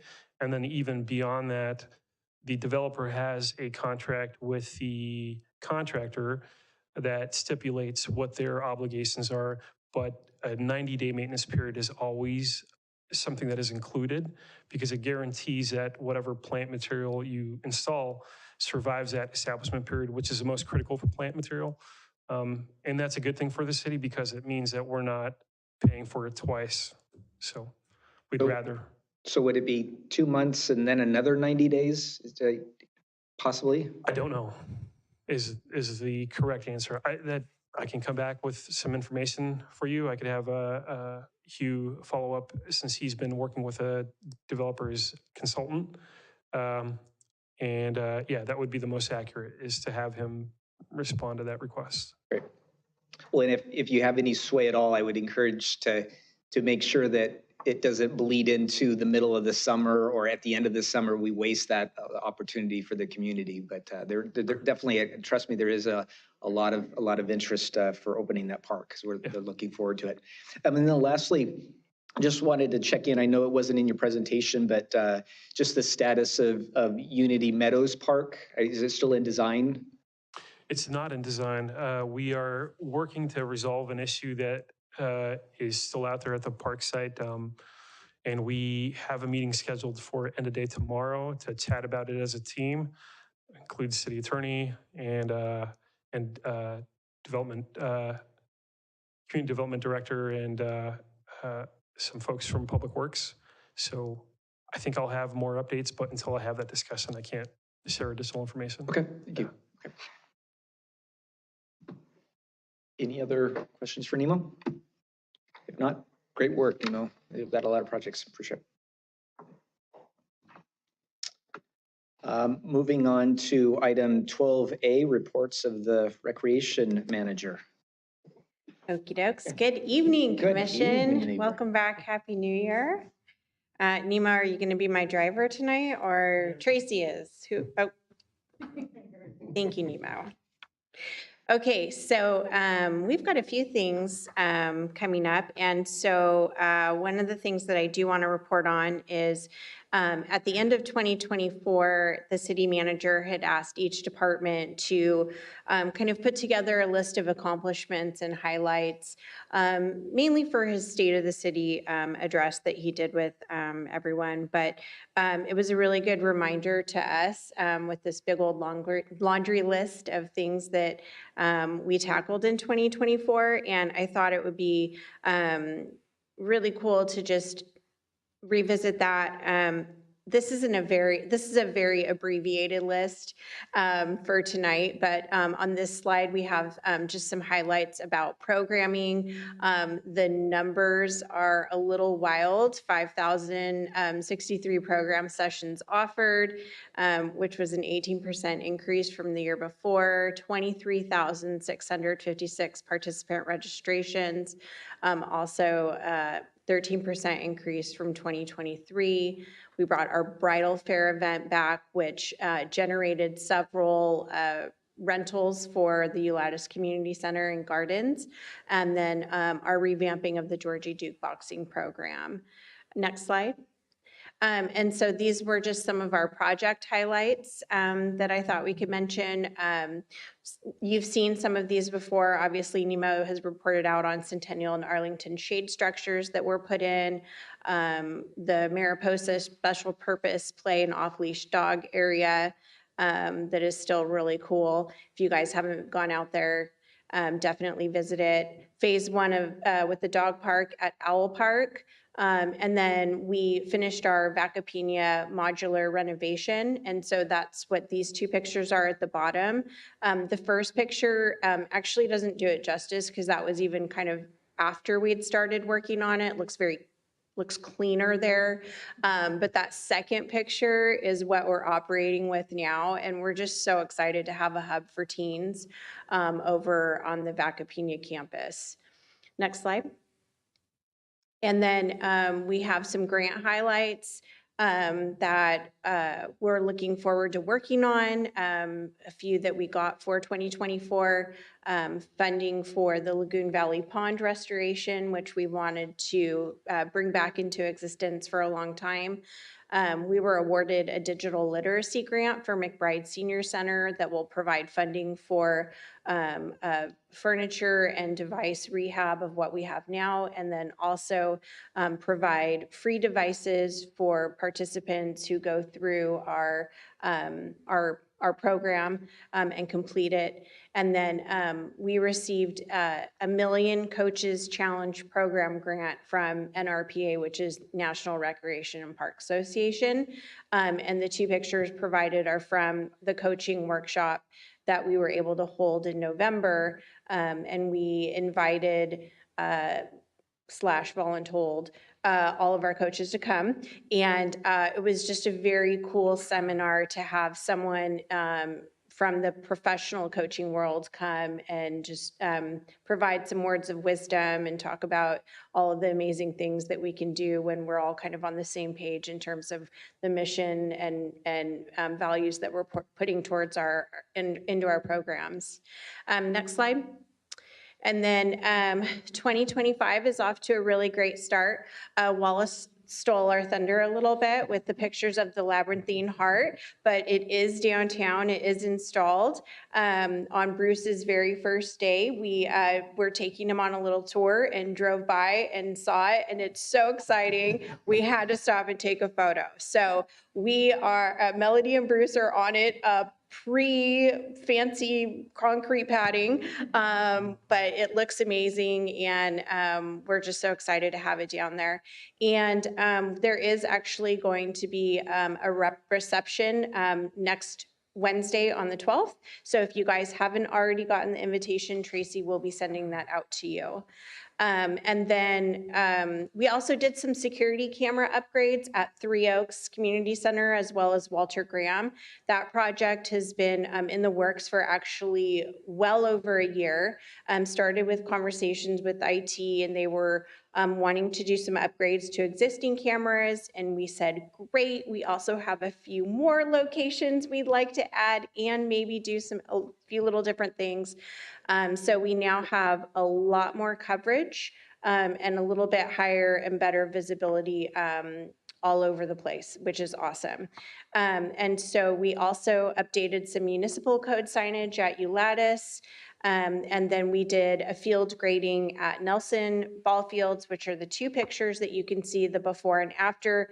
That actually just happened last week, and it was beautiful, and then it rained. But what's great is that because of the grading, the ball fields can withstand the amount of rain that came down and recover much quicker, whereas previously they would have just been giant puddles. Mary knows what I'm talking about. And then next slide. Thank you. So we had our first teen cosplay dance on January 24th. We had a small group, and we actually decided to move it over to the Vacapina modular, which was kind of fun because it was a little bit cozier than doing it at Big Giant Ulatis. But kind of also a lovely slow kickoff for us to lead into VacaCon season, which, is in April, but that's right around the corner. So we were pretty excited to be able to host that event and just see it as, a good foreshadowing of what's to come with the teen program. And then we're having a really amazing event this Saturday that I encourage you all to come to. It's the first time we're hosting it. It's in honor of National Girls and Women in Sports Day, which is actually today, February 5th. But we are hosting the event on Saturday. It's going to be free to the public. We will have all of our contractual instructors that provide sports programs there to kind of talk about their programs, very similar to how we do Summer Expo. And then we will also have a panel of speakers. And so Amy G from formerly the San Francisco Giants will be moderating the panel. And then we have former WNBA player Ruthie Bolton. We have the Solano County College volleyball coach Darla Williams, and then Fleet Feet owner Carol Gilpin, who is also a marathoner and done all kinds of crazy things that I would probably never even dream of in the running world. And so we're just super stoked to have this event come to the community and highlight all the things that we're doing. So it'll be 9 to 11 at Three Oaks Community Center. Next slide. And then, of course, I mentioned a Recreation Expo. We're doing our event expo style. We'll be hosting the actual Recreation Expo on Saturday, March 1st, 8 a.m. to 12 at Ulatis Community Center. We are doing a couple new things this year to try and make the event a little bit more, in the day, really, a little more customer friendly. So we've put together kind of an FAQ registration packet that folks can pick up ahead of time. And it will have all of the necessary forms and paperwork so they can get that filled out in advance of coming down to the center. We always have kind of a diehard crowd that shows up first thing. They know exactly what they want. They've done their research. They don't want to visit booths. They just want to get in, do their business, and get out. So we're trying to accommodate them in terms of making it easier. The other thing that we are trying this year as well is opening online registration at the same time. So if they don't even want to come down and they want to do it from home, they can do that.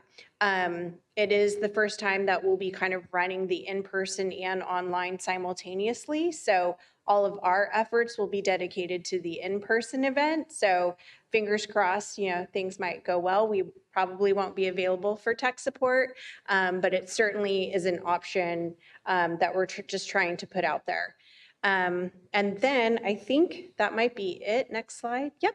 And so I'm happy to take any questions or if you have any comments. Thank you. Commissioner Vasquez. Thanks, Elizabeth, for all those updates.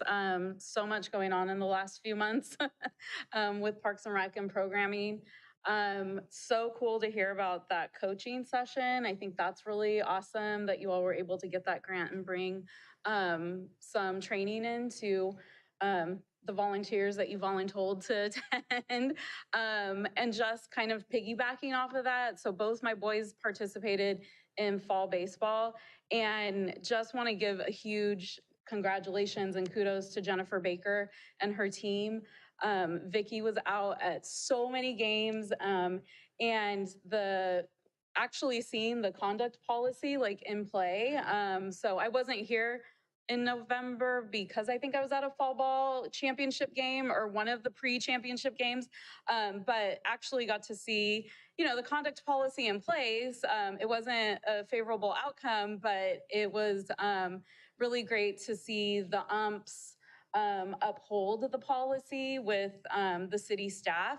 And hopefully folks won't make the same mistakes that they did last season and next fall ball or future seasons, but just really great to see that it was implemented when needed, and that there's repercussions for bad behavior, and just thankful that the staff felt supported in that. So yeah, just wanted to give Jennifer and Vicky big kudos. There was a lot of kids out this fall ball season. I think they probably had record registration numbers. I think we're seeing a lot more just in the baseball world, kind of baseball being year round. It's exhausting, but going from spring and then directly into fall ball. And it's a great opportunity that we have, I think, in Vacaville for kids to continue, right, from spring to fall. And so just really appreciative of that. And then the other thing is I was able to go to the polar plunge. I did not plunge, but that was also in December, and both my boys participated. It was actually a not that cold night, but it was great just to see the staff. The Walter Graham staff were great. They were very entertaining, and there was blow-ups and floaties, and people came dressed up. And so I was like, wow, I can't believe we've never done this before. So the boys will definitely participate again in 25.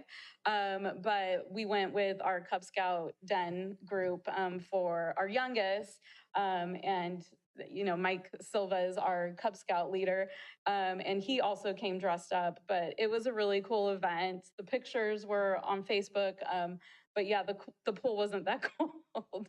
People were actually swimming after plunging in it. I was like, no way. But I mean, it was cold enough, but not a very cold night. So yeah, but thank you all for all that y'all are doing. Oh, sorry. No. Oh, sorry. Turn me off. Elizabeth, I just wanted to I always enjoy your presentations because there's just a volume of activity that just, and I know Commissioner Vasquez has said you've got a lot going on lately, and I said, my initial thought was, no, they always have got a lot going on. Very, very impressive. And leading into that, at the beginning of your presentation, you had those program statistics, which were very impressive. Just curious if that was are those records, or I don't know if you have those records going that far back, or is that? Melody, I'm going to put you on the spot, but what do you think in terms of, I don't know if there are records. I mean, we would definitely have to dig back in. We've seen a continued increase in participation and registrations. You know, it was a little bit of a rough comeback post-COVID, like everybody experienced. And so I think we've continued to see a steady increase. You want to chime in? No? I mean, I certainly don't have numbers memorized, but we've definitely seen a steady rise coming back from COVID. Yeah. And even prior to that, I mean, I can speak to at least tracking our Rec Expo. That is something that we have a pretty, exact number on that we get every year, and we make a point. And every single year, we've been able to say that we've increased registrations. So we could certainly pull all of that data. I will put a little caveat on that in that we have an old, outdated kind of housed, I don't even know if IT still has it, of our old registration system. So we'd probably be limited to records only dating back to about 2017. And then we'd have to look at old reports and all kinds of crazy stuff. And we got other things to work on. So yeah, let's keep all things going, moving forward. Nevertheless, great growth, very impressive, and keep up the great work. And I would also add, I know you do a really great job outreaching to the community and publicizing all of the programs and events, but I would encourage you to brag about some of those statistics as well so that the community can, I know they already appreciate the rec programs that we have, but I think it's always an opportunity to share those statistics. So definitely appreciate it. Thank you.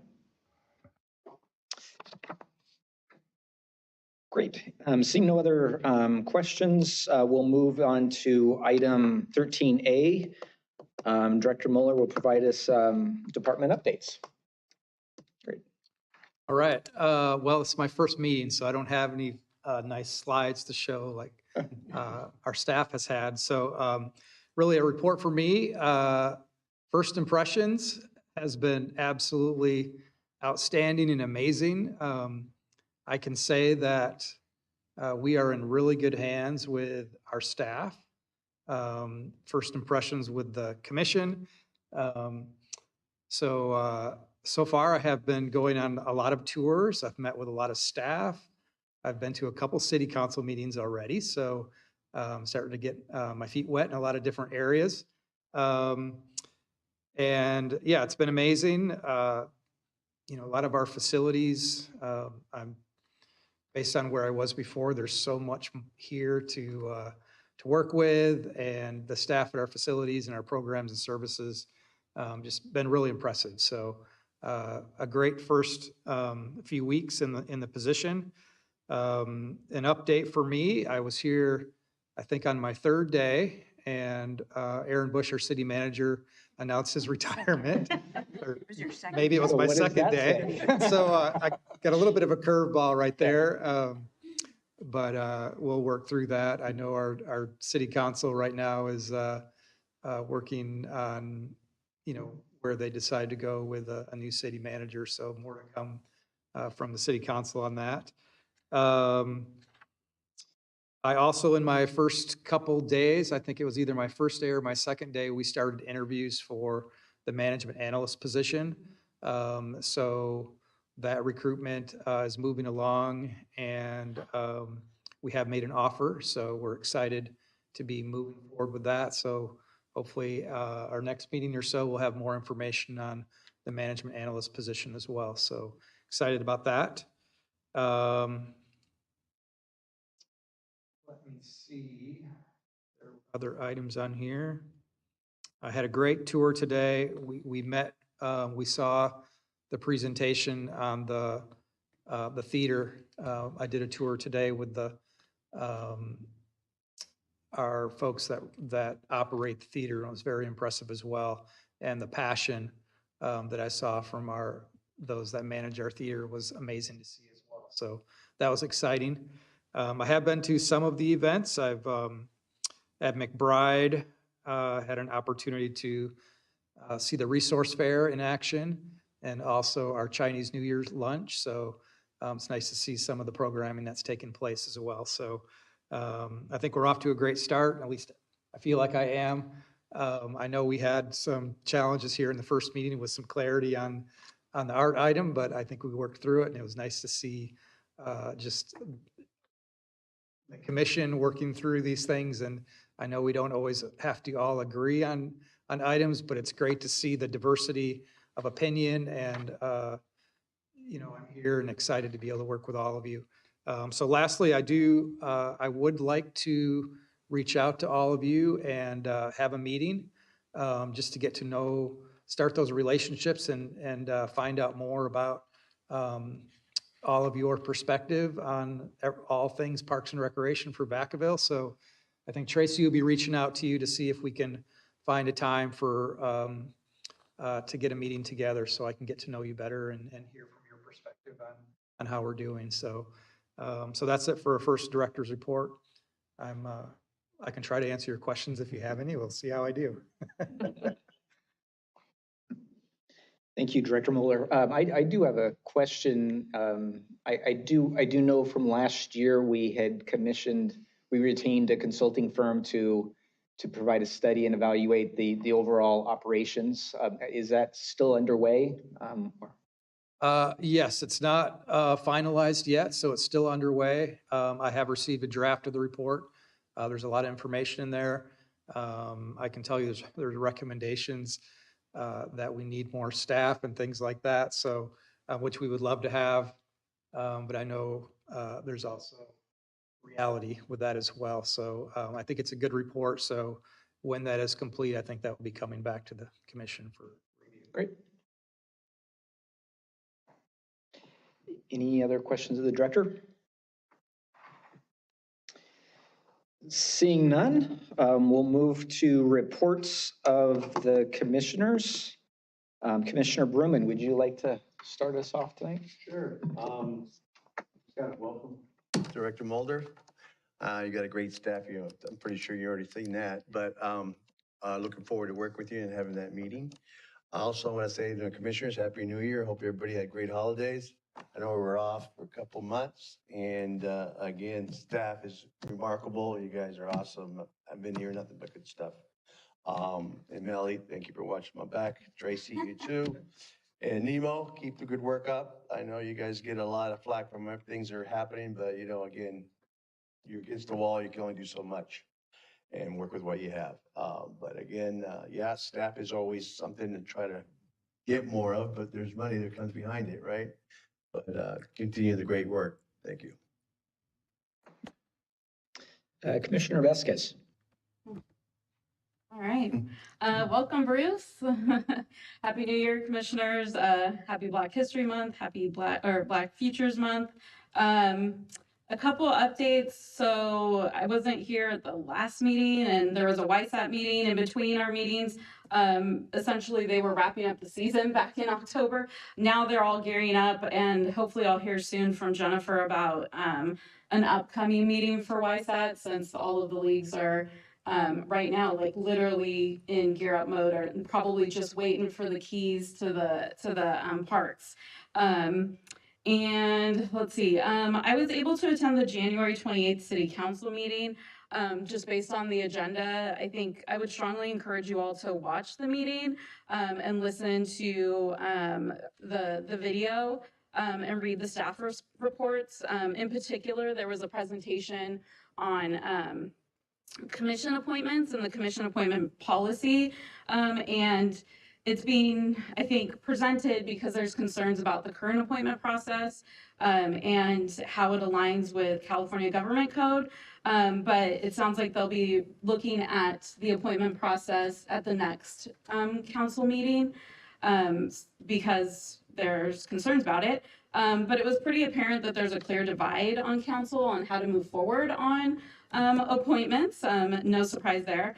But I think for some of us who know that our appointment terms are expiring here coming up in March, I think it's the odd districts, so 1, 3, and 5. but I would definitely encourage you to listen. I think there's some, needless to say, blatant misinterpretations, misrepresentations of commissioners, and honestly, some pretty disrespectful comments from the dais about how we are as commissioners and how we're appointed and not elected. So I would strongly encourage you to watch that, because I think it's a disrespect to us and our service on this dais, especially as appointed and not elected officials. And I think for me personally, like, I know that it's a privilege to be here. It's not a right. And I don't take my commission appointment process, the process of the appointment or the appointment for granted. And so I think that you all should watch it. But I also think there was another comment that was brought up from the dais about joint meetings with council and commissions. And that to me has been something that's been on the table for a long time and never really addressed. I think it would be good for staff to think about that, because I've been on the commission since 2020 and we've talked about it, I feel like, ever since then. What are the expectations from council of their appointed appointees, right, on the commissions, and having joint meetings and joint conversations about that, whether that's with planning and council or whether it's just council and Parks and Rec. But I do think that should be reviewed and considered, and I think it would be beneficial to all of us who are serving. There were also concerns from the public raised about Centennial. So Bruce was there, so I'm going to trust that Bruce heard it. He was going on a tour of Centennial. But I think also if you have a chance to listen to Business from the Floor, I would do that too, because it's kind of disturbing. And, you know, like, what does the future of, for lack of a better word, policing look like in Centennial? With this wide open space and a big open park. I hate using the word policing because I don't think we should police recreational spaces, but just what does it look like, I think, in terms of the activity that was heard at council. And beyond that, I was able to attend the MLK event. Commissioner Gutierrez is not going to give herself any props for this, but she did an amazing job. There was a lot of folks from the city there. We actually had to move it this year from a city facility to Sunrise, which, you know, was challenging, but we needed a bigger space. And it was just a really great event, bringing the community together, reminding us of Dr. King's vision and hope for the future, and hopefully we can continue that in Vacaville. So that's all I got. Thanks. Thank you, Commissioner Vasquez. Commissioner Frazier. So yeah, I just wanted to say welcome again. I'm glad you're here, and it is always impressive to see how people are doing in our city. You know, it's all the things that are happening, and you know, all of that. So I just want to say thanks again to all the work that people are doing in our Parks and Rec Commission and meet and all of that. So, and I was going to just again highlight the expo on the 1st, and so there's all kinds of great things happening on the expo. So make a point to show up and see what's there and what's available. And last thing is just, do we need to set up anything on our next meeting to talk about this honorarium idea? Or does that automatically just go back to the Art Council and they talk about it? And so that's the only thing I didn't know about. Because I didn't want to just like drop that and just say, well, nothing happened, or, you know, so, yeah. Yep. That's it. Commissioner Shea. Welcome to Director Mulder. We're very happy to have you. I want to echo everybody's sentiments. Just thank you so much to the staff. Although it was nice to have a break, we really did miss you guys. So it's great to see everyone. And I could spend about 20 minutes shouting out each of you individually, but I really do just want to say, Tracy, you are the operating system of this whole thing, because I've been watching you run around all night, and everyone relies on you heavily. And I was just noticing it this evening. So good job. I think that you're like the Windows of Parks and Rec. You guys are all amazing, and really excited for the new leadership and what's to come. I also had the opportunity to attend the MLK event, which was incredible. And no, she will not shout herself out, but Commissioner Gutierrez did a lot of work, and it was very much a product of her heart and soul. And that really was felt throughout the event, and was just a really positive way to spend that day. I just wanted to talk a little bit too about Commissioner Vasquez's comments about, oh, my brain is mush after that, motion discussion. The committee council meetings with one another. I do feel very protective over Parks and Recreation. I would love for us to have a direct line to council to advocate for the work that you do. And, you know, I think we have, you know, a more intimate view of all the hard work that you do in comparison to they have more of a citywide view, right? And I've heard some challenging or concerning comments about, you know, from different electeds and what they think is a priority for Parks and Recreation. And I think it's a big priority. And I think that having meetings between the different committees and commissions could only be helpful in making sure that Parks and Recreation is taken well care of when, you know, when we're making all these decisions for the city. So I'd love to also advocate for that as well. Also, everybody just stay safe in the rain. It's in a lull right now, but we're going to get some more nasty weather tomorrow. A shout out to Public Works, who I'm sure I've seen all, you know, flooded streets every 3 or 4 streets or so. And I know there's debris everywhere. So shout out to all of the maintenance workers.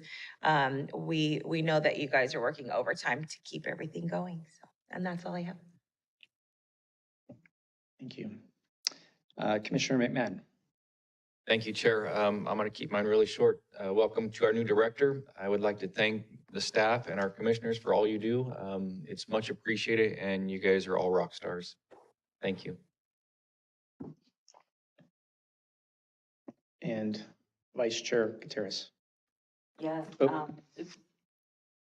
Echo everyone's sentiment about the 2 months off, and it's really nice to be here with everyone. It just feels like so much has happened in those 2 weeks. We have a new director, welcome, a new police chief, new president, it just feels like a lot has happened in these 2 months. So it is nice to get back to some normalcy, but it does seem like we have a lot of work to do. I also am curious about what the either new or proposed appointment process may be. Also being here for a couple of years, I know 1 year it was just an application, another year I actually came in and interviewed, so there has been some inconsistency. So I am looking forward to whatever it is, just as long as it's a consistent, fair process, but would love to be looped in on whatever that is going to look like. Also, I know a few months ago, we received something about a dispute at the George E. Duke Center, I think with a parent and a referee or something like that. I feel like we need to, or just I could be speaking for myself, need to know more about what those rules are and what it looks like. I mean, not shocked or surprised, but it did make me start thinking, well, what exactly happened, and what is the process, and what are the rules? And just feels like we're not really knowledgeable there, just so we understand how hopefully to avoid these things in the future, or if they do come up again, we have a better understanding of what the actual violations were. I'm also hoping, I have brought this up to Director Mulder, that we can do another tour sometime in 2025. We have Commissioner Frazier here, who has not had that opportunity. It's been a couple of years, and there's been a lot of developments at the park since the last time we did that tour. So it would be nice to get a visual. There's so many parks and so much stuff happening. So it's nice. And then the last time we did it, we had a nice little lunch in the park afterwards. And it's really just nice to come together as a group. And as this is kind of a newer commission group, it would be nice, again, to do that again and have some time getting to know one another. And I think that's it for me. Thank you. Wonderful. And I'll keep my remarks brief, but again, welcome, Director. We're looking forward to working with you and particularly even getting to know you I think you are already probably discovering you've got an stellar staff and a great city, great programs, great parks. But we're never satisfied. And neither is the community. So we're always looking to improve. So we're looking forward to your leadership, and we want you to know that as a commission, we support you, and so please use us. This commission is all 7 of us are very invested and really are dedicated to this department and the city and these programs, and we certainly are here to help. I would also Commissioner Vasquez's comments and suggestions about a joint meeting with the council. I would certainly welcome that as well. I think that would be a great idea to bond a little bit more and to specifically just talk with them about our thoughts, their thoughts, and sort of come to mind so that we can have some synergy there. And then lastly, I also, Vice Chair Gutierrez had mentioned the facility tour. I think that is also very helpful, very engaging, and I was able to see the city parks in a different way after that tour. So I would enjoy that tour as well. But I'll leave it at that. And there being no further business, I'll adjourn to our next meeting on Wednesday, March 5th at 6 p.m. Thank you, everyone, and good night, Vacaville.